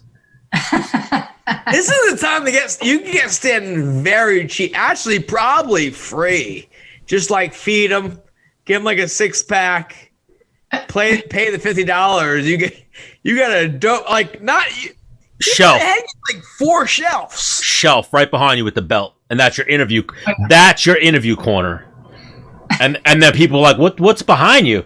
Oh, that's my championship belt. That's when I used to fuck bitches up and I was the best. Well, so Stan, it's not clicking for you. She's not done. I know, but I'm saying you gotta hang. All right, let's look behind Menace. What do we got? So you're Guinness Book of World Records. I'm retired. I never earned a belt. I got all these things for free. I lost this fight. All right, well, wait. You had them up before you were retired. You gotta celebrate the shit you accomplished. That's all I'm saying. No, I could see that after I retire, like putting some stuff up for nostalgic purposes. But don't listen to him, Jess. Even before, he's had that Guinness Book of World Records thing up since like fucking 2015. Yeah, but that's not fighting. I didn't plan on getting any more Guinness Book that's just something you could just add to it. Oh, so now I'm still the record holder. Well, that's accomplishments. Doesn't have to be fighting. Could be accomplishments. Like even that, Jess. Like if you have spelling bee trophies or anything, I'll put those up on the shelf too. I'll make the shelf big enough to. How about you just put my plants up? I'll hang plants. I would love some shelves for my plants. I have a ton of plants. I'll find a stud. Bam. Put a hook in. There's your plant. Hey, Stan, would you put the stud finder on you? Whoa, this thing works. Put a piece of wood in my pocket and just have it go beep, beep. Yeah. In your pants pocket? Maybe. You're a sicko. You're a complete sicko. But, so, 256. Let's roll this off quick. I'm actually, as soon as we get done, I'm writing Tai Tuivasa the nastiest messages. And I'm going to put like a... I wouldn't. No. I'm going to put like a point and I'm going to write Menace. Like this came from Menace. But, so even this Menace, like, well, right now we'll go. So we have Jess, who's a super analyst. She's way smarter about fighting than me and you. More analyst than you. Bro, you want to hear some fucked up shit? Do you know what's opening the card this weekend? First fight on the card. Rachel Ochevich. Cub Swanson. Crazy. Cub Swanson, Daniel Pineda. Now, is that to like get people to watch like Cub's been on a little skid. No, but he's a fan favorite. Like he will forever be a fan favorite. He is like super fan favorite. what's his skid? How many deep is he? What is he, 4? No, he actually won he's 4 of his last 5. He beat Kron Gracie in his last fight. But hang on, beating Kron Gracie, I think he was like a huge. What do you mean? People were hyping that guy up so much, like he was Jesus. Yes, people. But where did Sean Shelby and Mick Maynard have him? You know what I mean? Like, so you was that his debut fight, Kron? No, Kron had won a fight before, I think. But he lost 4 in a row, and then he beat Kron Gracie. Yeah, Kron had beaten Alex Caceres. And then him versus Cub, if you remember him versus Cub was very competitive, and Kron won early and then gassed. And Cub fucked him up in the last half of the fight. But fight of the night... Lettuce? Who's Devil's Lettuce? Cub? No. Kron all day, yeah. That's what I'm saying. Do you think the Devil's Lettuce slowed him down in the later rounds? Probably, yes. No, he was desperate for the takedown, if I remember correctly. He passed himself out. And let's be honest, I'm speaking to a wrestler and one of the best female fighters to ever do it. Kron's takedowns were trash. Yeah, he was just reaching for stuff. He was trying to jump to guillotines or jump to he was reaching for stuff that wasn't there. And then I don't know if you know this or not, but getting punched in the face repeatedly is exhausting. Yes, the wind out of your sails. So I can imagine that. But so Kron in that fight,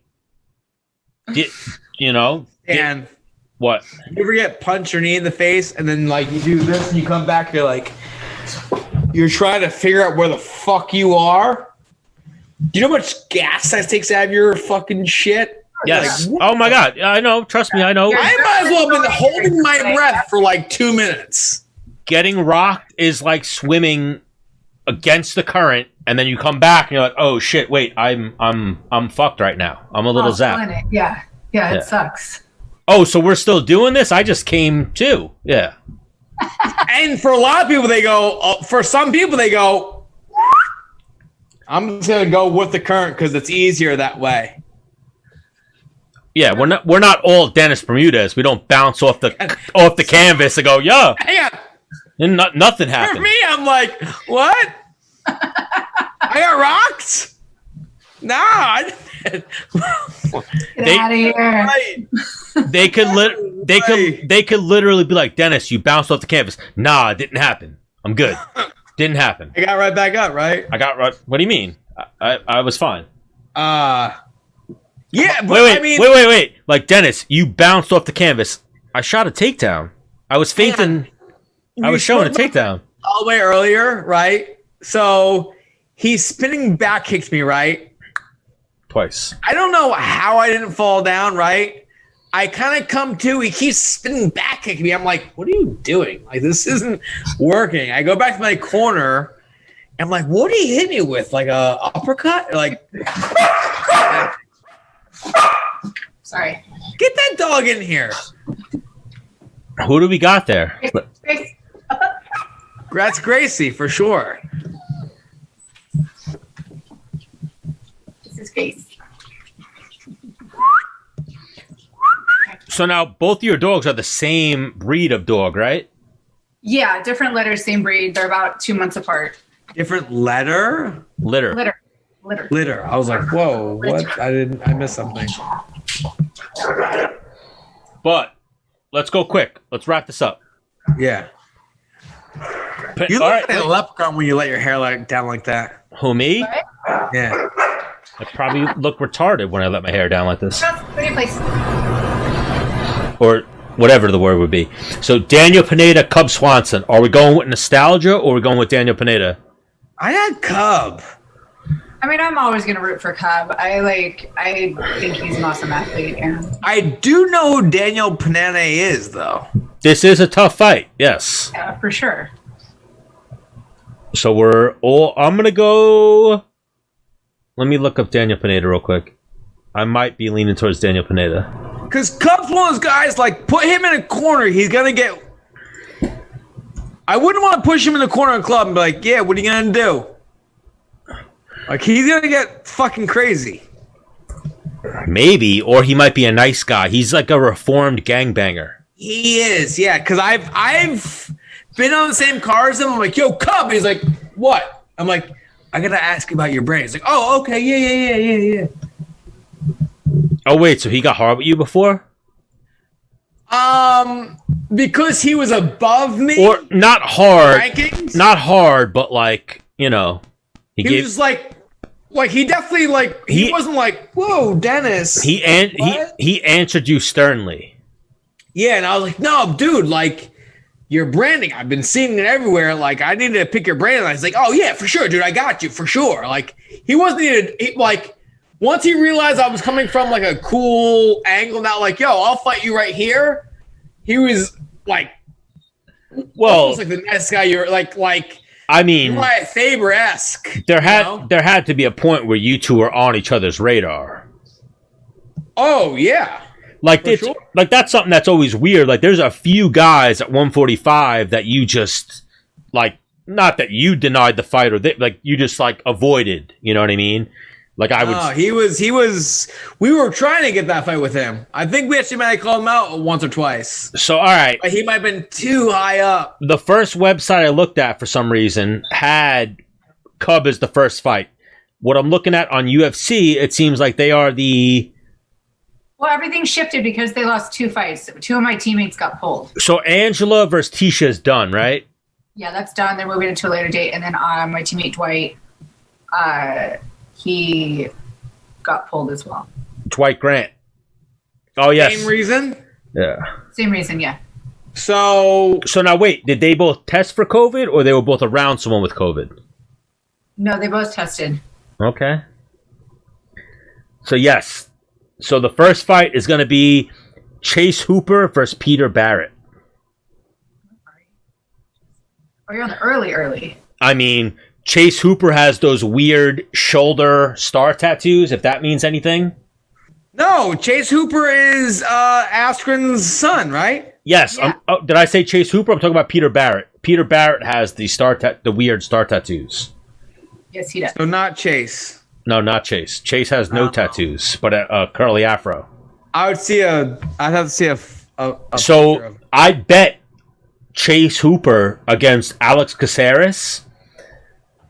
And then I watched the fight and I was like, wow, Chase Hooper's stand-up is so fucking bad. Like, Alex Caceres is really good, but Alex Caceres, like, jabbed his way to a decision.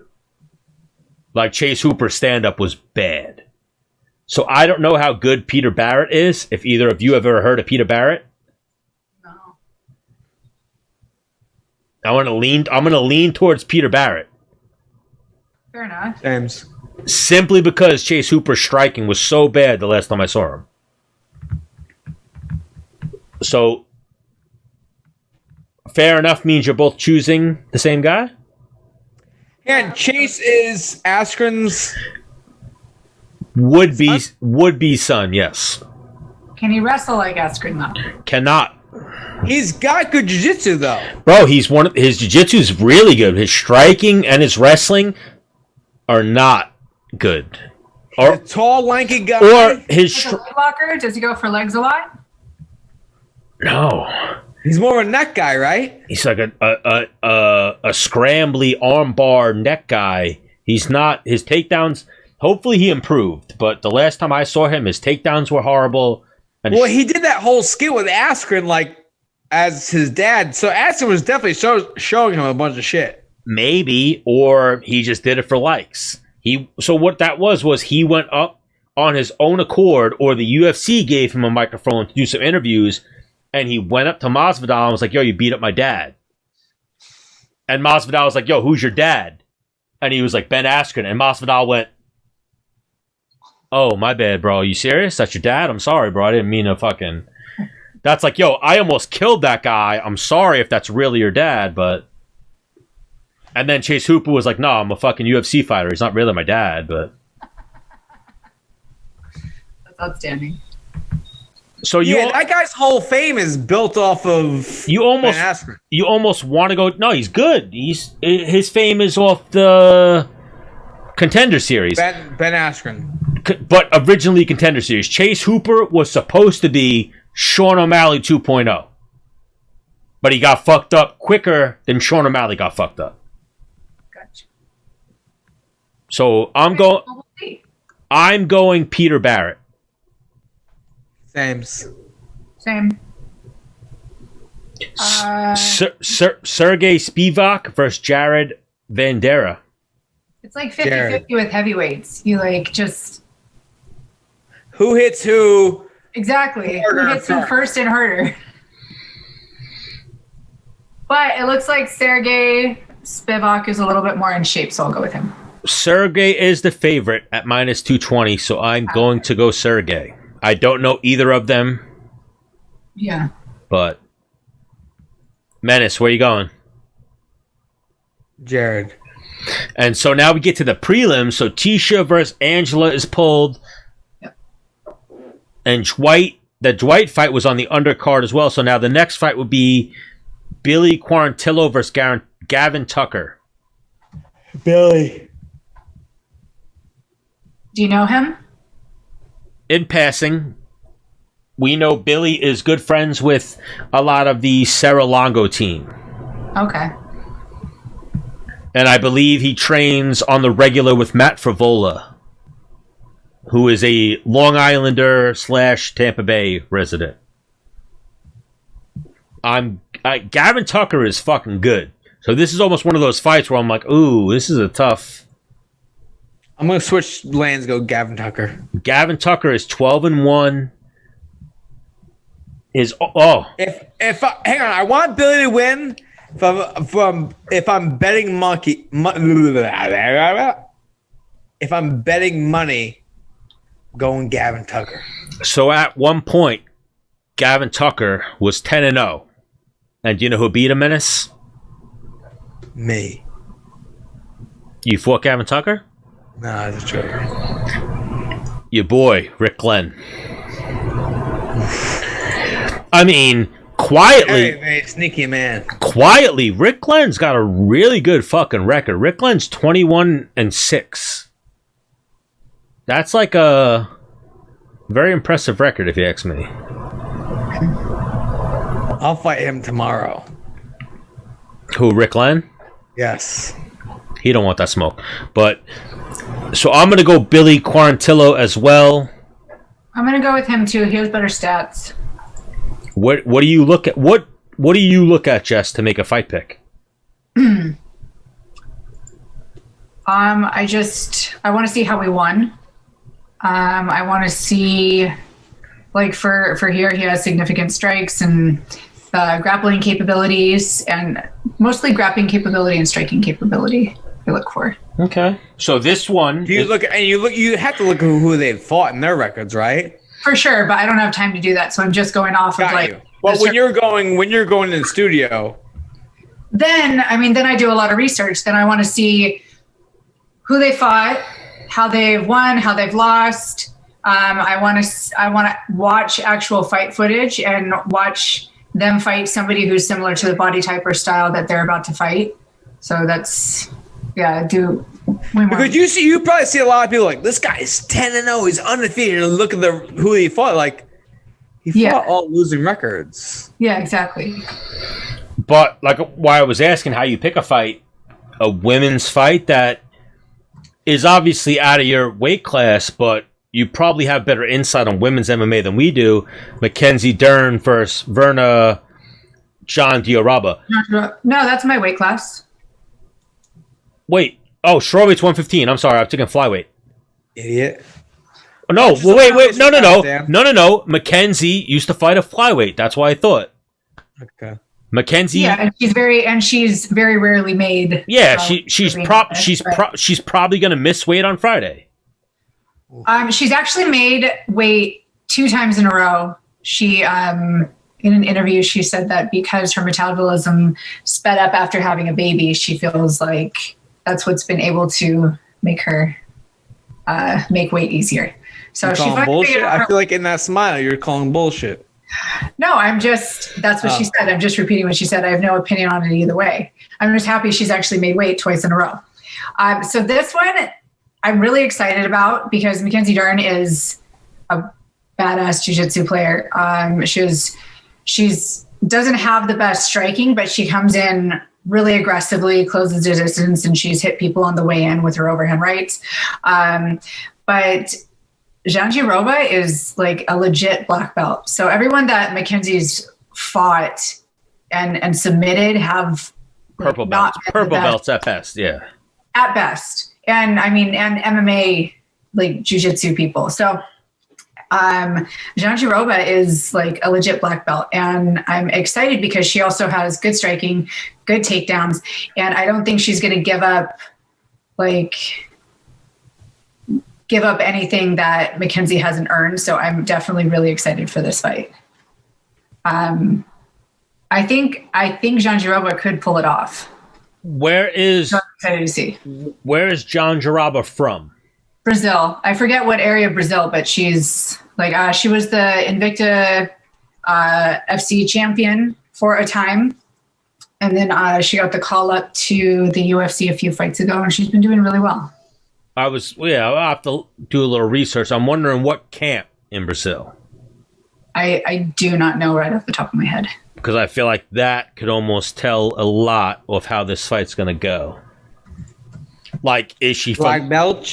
Well, like, is she from Novo União? Because that means she's probably going to have some cardio. She'll be in this fight. Like, if Mackenzie Dern has an Achilles heel, it's her striking and her cardio.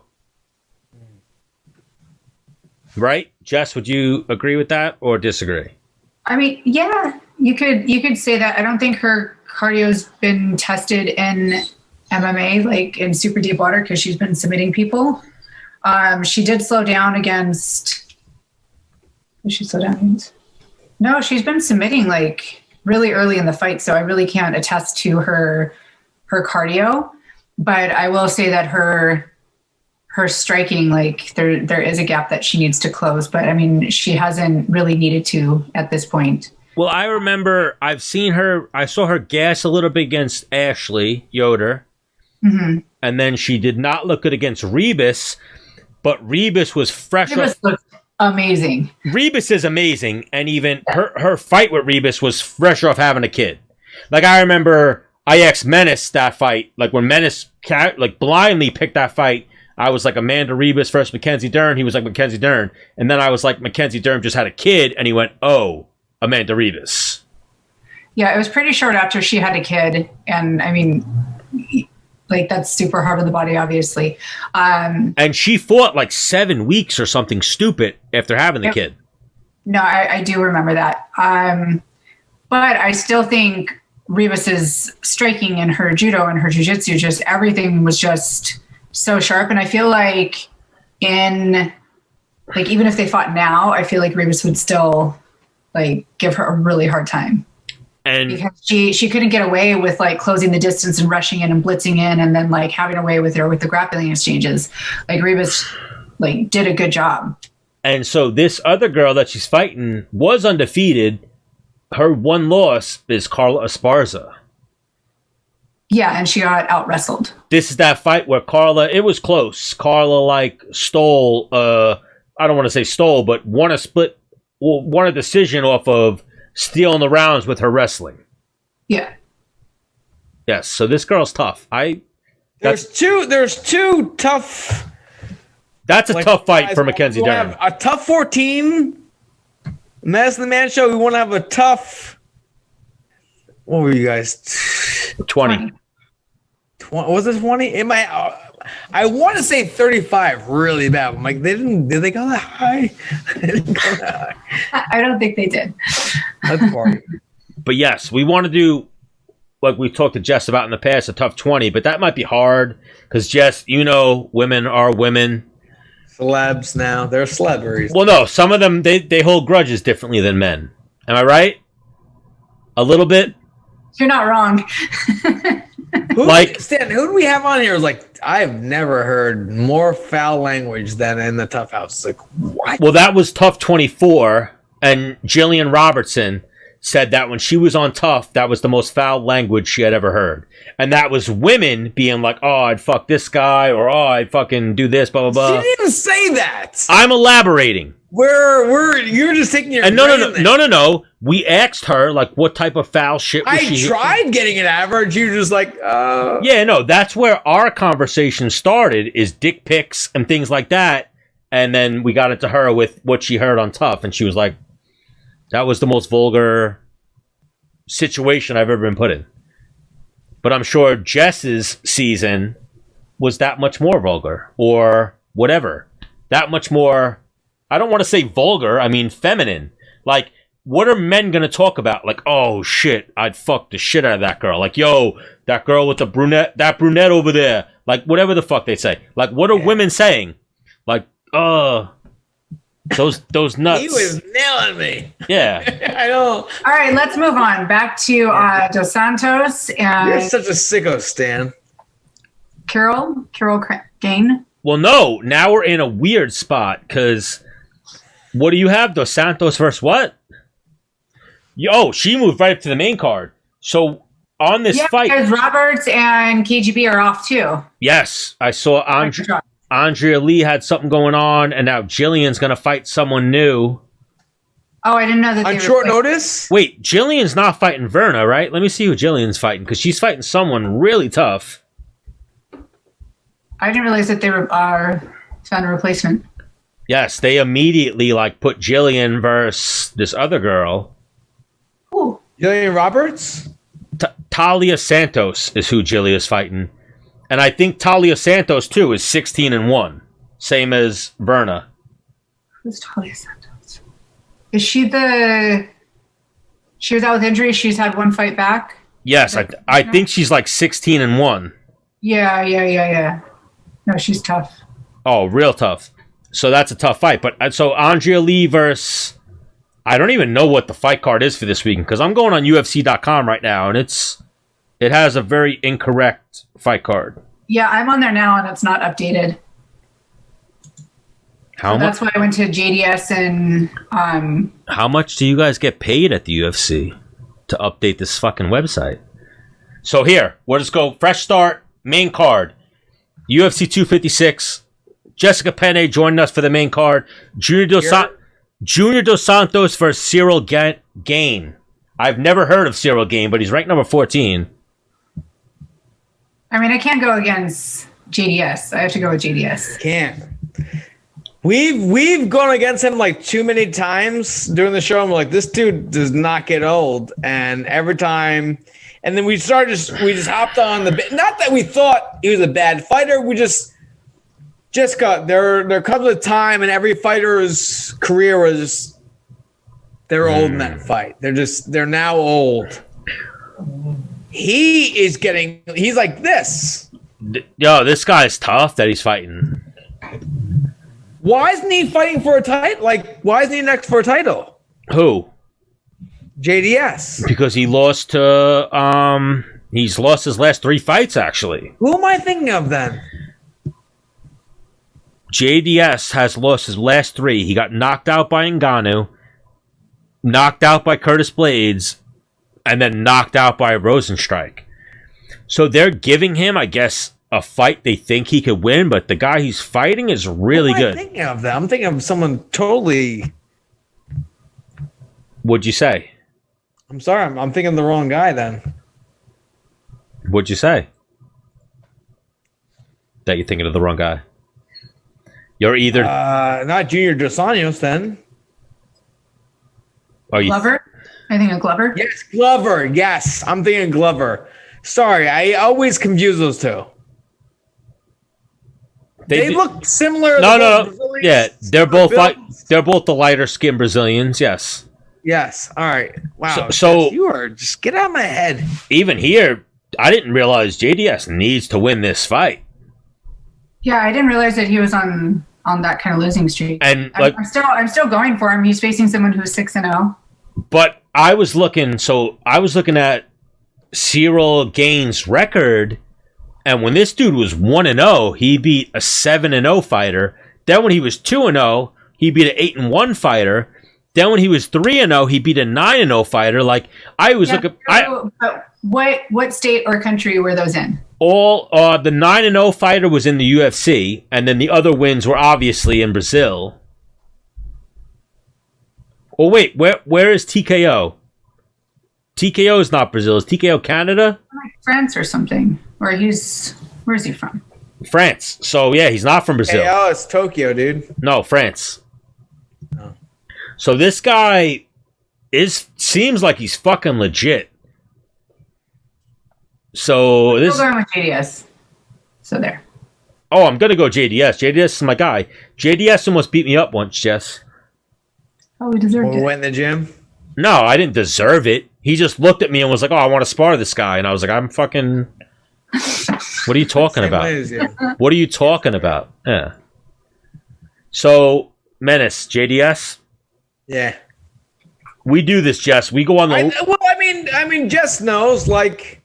When you're down a few fights, like, you know, like, you can't doesn't matter who the fuck you're fighting. You have to, like, prepare like you're preparing for a title. Like, this is, everything relies on this. The next fight, Kevin Holland versus Jacare Souza. This fight was originally supposed to be Jacare Souza versus Marvin Vettori. Marvin Vettori then took the fight with Jack Hermanson, which was supposed to be Kevin Holland's fight. So I think Kevin Holland had COVID, is why this whole thing got fucked up.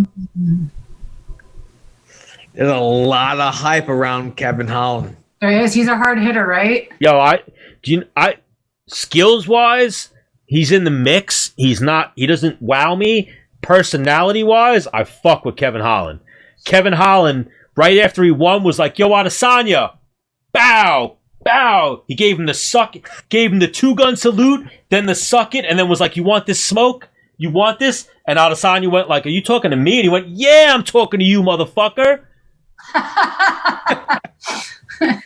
And you might have did it better than he did it, but oh my god, yeah, I definitely added, but like it was priceless to me because I'm like, yo, Adesanya's that's how it went in your head. Adesanya's undefeated. Like, are you really talking shit to him? Like, what? And people talk their ways into title fights every day. Why not? But I just think if Jacare takes him down, that shit's over, bro. Jacare is that roadblock. He getting fucking wrapped up and fucking ran into the fucking. I'm a huge fan of Jacare. I've been following him. Like, I've always been a fan from him. The only way to beat Jacare is to catch him. Is to knock him out, yeah. Catch him, yeah. Like Robert Whittaker is the example. Robert Whittaker, combination, snuck a head kick in there and caught him. Like that's the. So do you think Kevin Holland can do that? Nope. I think Jacare gets into the ground. I think even Jacare rocks him with a punch and then gets to the ground. No, because Jacare throws that fucking wild overhand. Bro, that shit hooks up. You go night. Bro, that Weidman fight, Jacare slumped me in my chair. I was like, "Yo, Weidman!" Oh.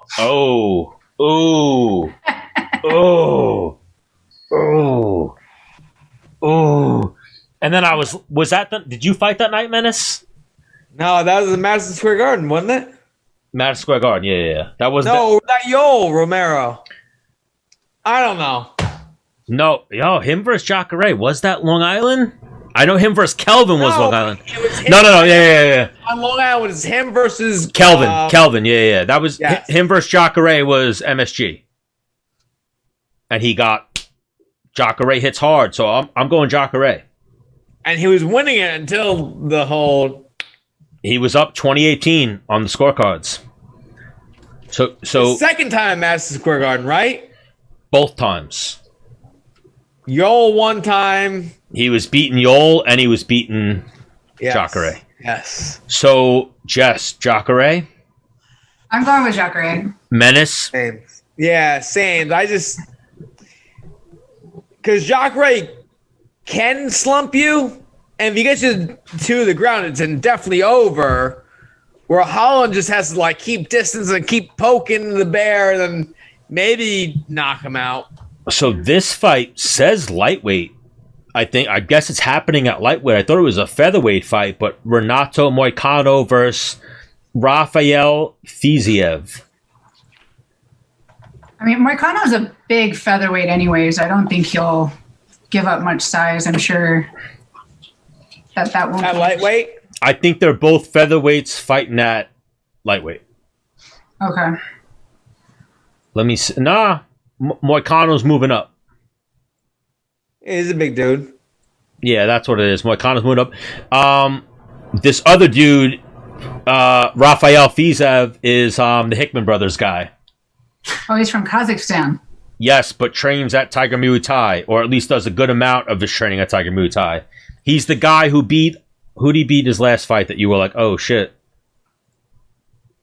Let me see.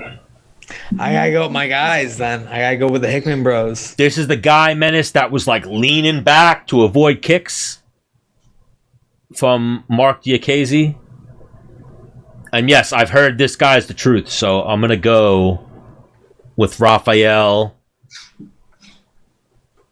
They haven't promoted him a ton on social media, so I'm still... Fiziev. I mean, this could be like, Moicano's pretty established, so it could be an opportunity like for him to gain some notoriety off of a fight like this. So it might be his testing ground, I guess. I got Fiziev by unanimous decision. I'm gonna hop on that too. I think Jess is going Moicano. I mean, that dude's no slouch. I mean, he was on my radar at one point. We were supposed to. They threw me him in Brazil. I think it was me versus him in Brazil as a co-main event, or me versus like Korean Zombie as a main event. I was like, Korean Zombie main event all day. Like I was playing.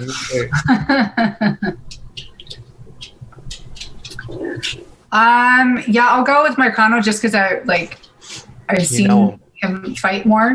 Yeah. But I'd be interested to see what how do you say it? Fiziev? Rafael Fiziev. Yeah, I'd be interested to see how he does. So yes, your boy Ty said that the link wasn't working, but I resent it to him. Then we'll see what happens. But co-main event, Tony Ferguson, Charles Oliveira. I want to hear Jess's take. I already know Menace's take. Fuck you. I'm really excited about this matchup. I think it's a really exciting, really potentially. Real quick before you say anything, Jess? Can we all agree they look very similar? They put them side by side. Picture side by side. No, they really do. Like they switch their shit with the hair. I'm like, oh my God, Menace! You just gave me a meme. I'm gonna do the Spider-Man meme where they're pointing at each other like, oh shit, the same guy. With Tony Ferguson, Charles Oliveira. They are almost the same guy. So I've seen Oliveira gas. That's what. And Menace, I always looked at you, LaFleur, and Wade, and I saw the difference that you guys could have made was cardio. Everybody's. I'm saying all you guys. I saw all you guys. All right, so you guys are my friends at the UFC level. Everybody's tough. Everybody's training and striking, training and grappling. Like you always say, the one thing you can control is cardio. The one thing that hang on, let me make sure I heard you correctly. I'm the only one that was always in. What are you talking about?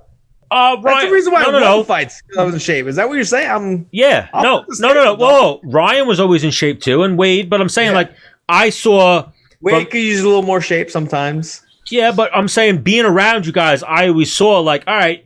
So I train with these guys firsthand. I've seen other guys in other states. I know what the highest level's like.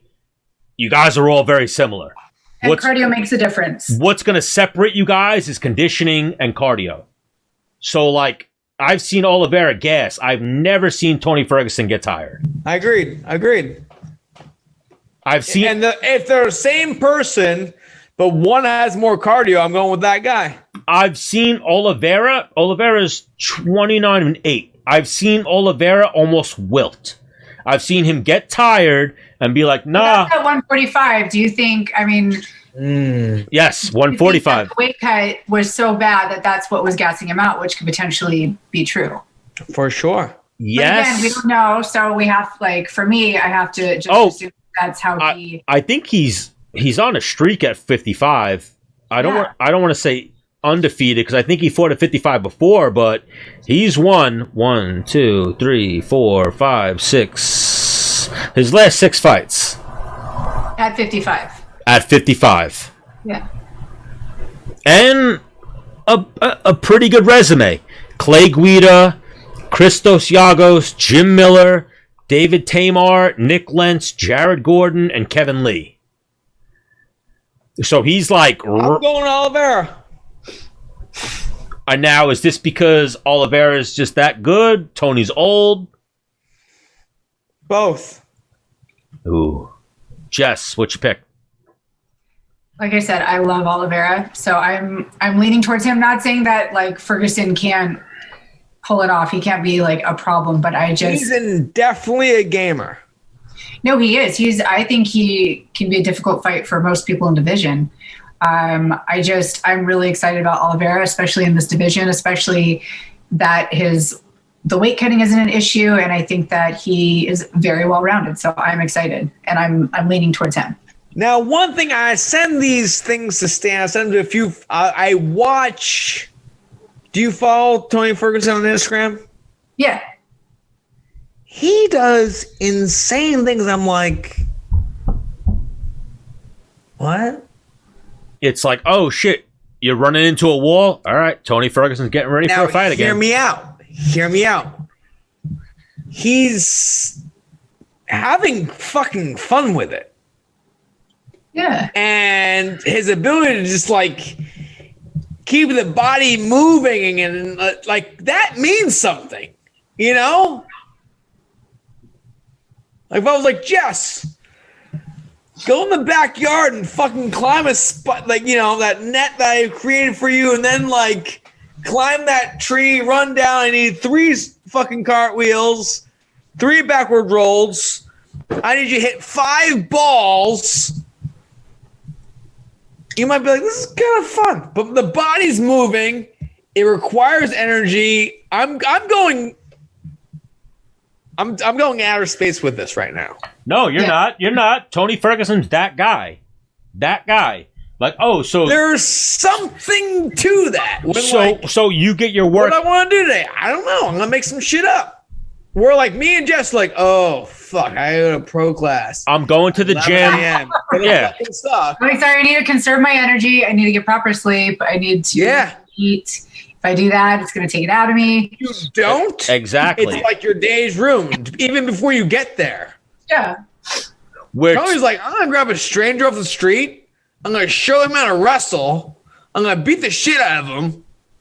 And I'm going to post a video. Bro, Tony's like, I'm going to pull a stranger off the street. I'm going to teach him how to break dance. Then I'm going to teach him how to wrestle. Then I'm going to teach him how to fight. Then I'm going to post it. Then I'm going to post an hour video of me building a punching bag. I can go buy one for $100, but I'm going to build one instead. Then I'm going to post a video of me kicking the wall. Insane, but I think there is something to it. A method to the madness, 100%. Versus killing yourself, hating it, sleeping on the couch, and kind of dreading your next workout session and being like, fuck. So-and-so is going to be there. They're going to make me do this.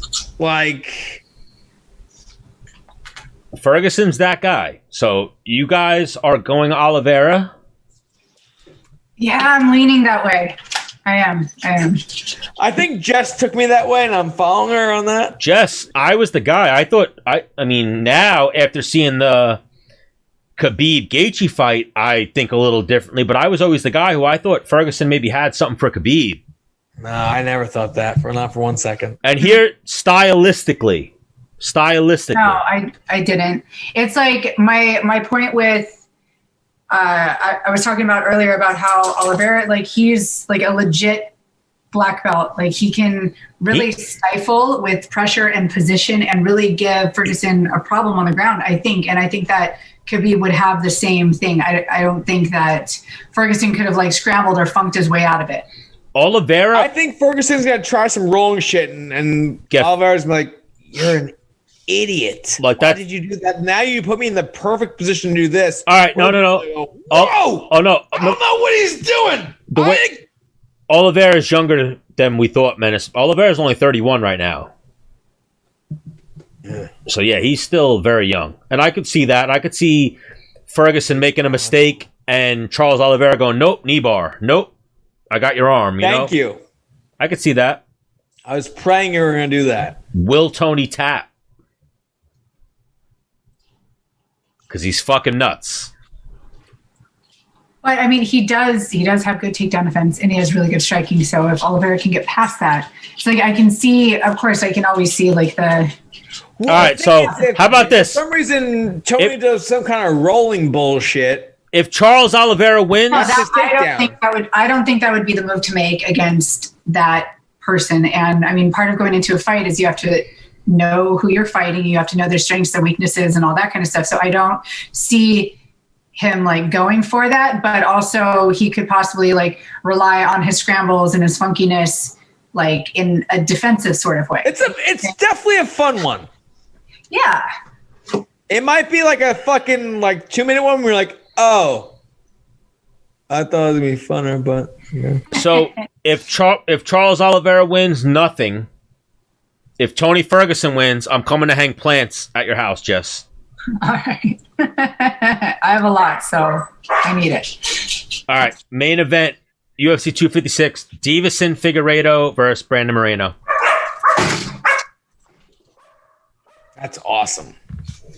It's all the time. I got Figueiredo. I mean, this is almost like a, yeah. Although I am really, really impressed with how Brandon Moreno has like really grown and matured and like became like a completely different fighter than the first time I saw him. So he's been impressive. I think Figueiredo is on a completely different level. I want to skip all the bullshit. Everybody you're gonna throw at him. I want to see him against. I want TJ to drop down and fight him. I want fucking TJ won't do that again. Mighty Mouse to come back to 125. I want Henry Cejudo to come out of retirement to fight him, or I want Cody to fight him. Those are like the money making. I mean, 125 fights that make sense to me. This guy's 2 fights away from being like, yo, Cejudo, I'm the best flyweight of all time. No, it really mixes things up and it makes things really exciting. Like just the potential kind of super fights that could happen. I mean, this guy's 20-1. That's a good fucking record. He's like more ripped than a human being can be. Yes. He's got blonde hair with a fucking death stripe on it. So nobody is thinking that Moreno is going to pull off this upset. He is a plus 250 underdog. That's it? I'm surprised it's not more. Yeah. I mean, I could see it being like 500. The biggest Bro, I've seen is in women, right? Do you want to know the biggest underdog on this card? Junior Dos Santos. No. Oh. That guy fighting Junior Dos Santos is minus 440, and JDS is plus 340. And that guy's only 6-0, and he's fighting. They must think JDS. They know something. They think JDS is done. Yeah. How did he lose those last 3? All knockout. All knockouts. Yeah. Yo, we had JDS on the show, and he was saying how he wanted to fight like he wanted to box Wilder, right? Yeah. And when we had him on. And Jess, you take note of this. When we had him on was right before his losing streak started. He hasn't been on since. Mm-hmm. So make it a note to stop by Menace and The Man, and you're going to win your fights. Gotta get that good juju. Bro, even this. I don't want to put it out there, but I'm going to put it out there, Menace. Dom Reyes no-showed us tonight. Dom Dom Reyes coming on Menace and the Man, 3-0. Not coming on Menace and the Man, he's 0-2. And he's got a fight coming up next month. Sorry, Dom. Wow. Well, you got to get him on the show then. I play phone tag with him. I was like, "Yo, episode 100." He was like, He was on our very first episode. So Stan was like, "Yo, come on 100." He was like, "For show." And I mean, I don't like to throw shade at people. I love Dom Reyes. I don't want to think people are big timing us. But here was his response, Jess. Awesome. I'll be on the lookout and I'll do my best to not let something come up by then. Exactly. That bottom pout lip. And then I was like, all right, cool. And then I sent him the link and no Dom Reyes, and no Tai Tuivasa. And here's the thing. Like, Tai right now is on typing to me. Maybe he didn't know how to enter the code. Just click the link. Just click the link, Tai. Just click the link. Tell me do one shoey and then good night. Bro, that's what I told him. And he's... You were right, Menace. You were right to try to fight him. At this point. I mean, listen. Oh my God. Can I get him at 5:30 tomorrow? What are we doing right now? We're wrapping this bitch up. But so main event, we're all going. Davison Figueiredo, UFC 256. That wraps that up. Jessica Penne, you're always welcome here at Menace and the Man. So even Menace was like, what are you doing when you're done fighting? You're co-hosting Menace and the Man. That's what you're doing. Oh, Jess, I give, and Stan knows this, like, we have certain guests on. I'm like, yo, Stan, if for some reason we have so-and-so on and I need someone to replace me, like, it's you, Pat Cumming, Chaz Skelly. Am I missing one, Stan? I mean, I had my own list, but I don't know what your list is. Your list is not as good as mine. My list is Jessica Penne, Chael, Chaz Skelly, Jared Gordon. Like, what do you mean? My list is fucking good. Well, no, I'm saying Alf, this is Jessica. Either way, I'm flattered to be on both lists with such awesome other potential candidates. So I'm very flattered. Thank you. Oh, I thought you was going to be like, either way, I don't want on either one of your lists. A couple of people you said, great co-hosts, but not filling my shoes. Okay. I'm giving you people that could fill my shoes. Gotcha. You think Pat could fill your shoes? Yeah. Pat's pretty awesome. Have you ever hung out with Pat? I have, but he's got big feet. They're not fitting in those. Whoa, bigger feet than my shoes. Gotcha. Okay. But episode 100. Oh shit, this was episode 100. So yes, yeah. Jess, thank you for joining us. You came with the... What were you drinking, Jess? Do you drink... Are you just like a Tito's and seltzer girl and a wine? The wine. Well, wait, I'm saying... I don't drink any hard alcohol, really. Just... You'll do a tequila shot every once in a while, but... Yes, we've heard... Only wine, right, Jess? We've heard about you turning down shots before, getting Menace in some trouble. I know my limits. And little does the world know that today's Menace would be like, bam. Oh, He was a maniac. Today's Menace would have been like, yo, Ty, hit me in the head with your shoe, then I'll drink a shoey, and we'll be friends. I, learned how to take shots somehow. Well, someone told me you blow out all of your air and then take it and you don't taste it. Back then, super metabolism Menace that was like, as it touched my tongue, I was like,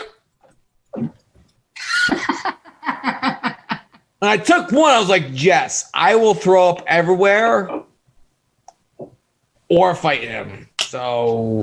And Jess was like, fight him. Fight him. She went. You know what, Menace? I call your bluff. I don't think you're gonna fight him. But all right, my girls are going crazy. They need some attention. All right, Jess, you're the lady. We'll talk to you soon. Yes, love you. Thanks for coming Love on. you guys. Bye. You're the best. And then there were two. Yeah. But yeah, let's. I think that was a really good 100th episode. Longer than I wanted to go. Way longer. 10 o'clock would have been the cutoff. Jess's fault. We started at 6:30. So this was like a 4.5 hour show. No, we started at 7. Bro, we started like 6:45. All right, so what would that be? 4 hours? A 4-hour episode? No way. 10:45. All right, well, we'll wrap this bitch up. Everybody, be sure to go check out Great South Bay. Something new that we're going to start getting into, and we're going to chop up this clip, is we now have code... Well, wait, they gave us 2 different codes. So they gave us code Menace when you want to pick up some Loyal to the Soil, and code The Man when you want to pick up some Great South Bay. I don't know why they chose those 2 names. I see your face. What's your face right there? Let me zoom in on that. I have no idea. I just because I had nothing to do with it, I guess. I don't know. I'm just like, what? Well, you had everything to do with it. But everybody, please go support our boy Chris Wade. See this beer right here, Loyal to the Soil? If you guys are from New York, Long Island, this is your beer. This is made on Long Island, made by New Yorkers. It's for New Yorkers. It's for Long Islanders. It's made by an MMA fighter, Chris Wade. If you guys go use the code MANSHOW, or use the code MENACE, you'll get a discount on checkout.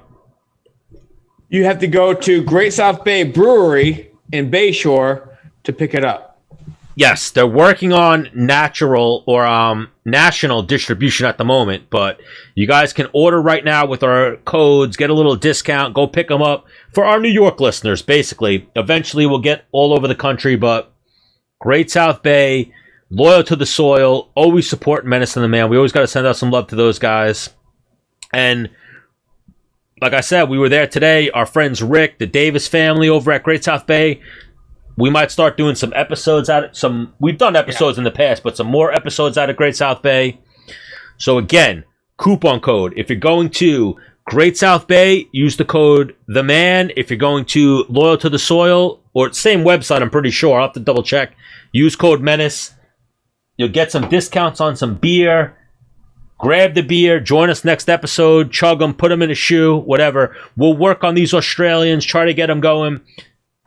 In the next couple weeks, people we tried to get for tonight that were busy. Ben Askren, Dana, Chael, the list goes on. So everybody, we appreciate you guys for joining us on Menace and the Man.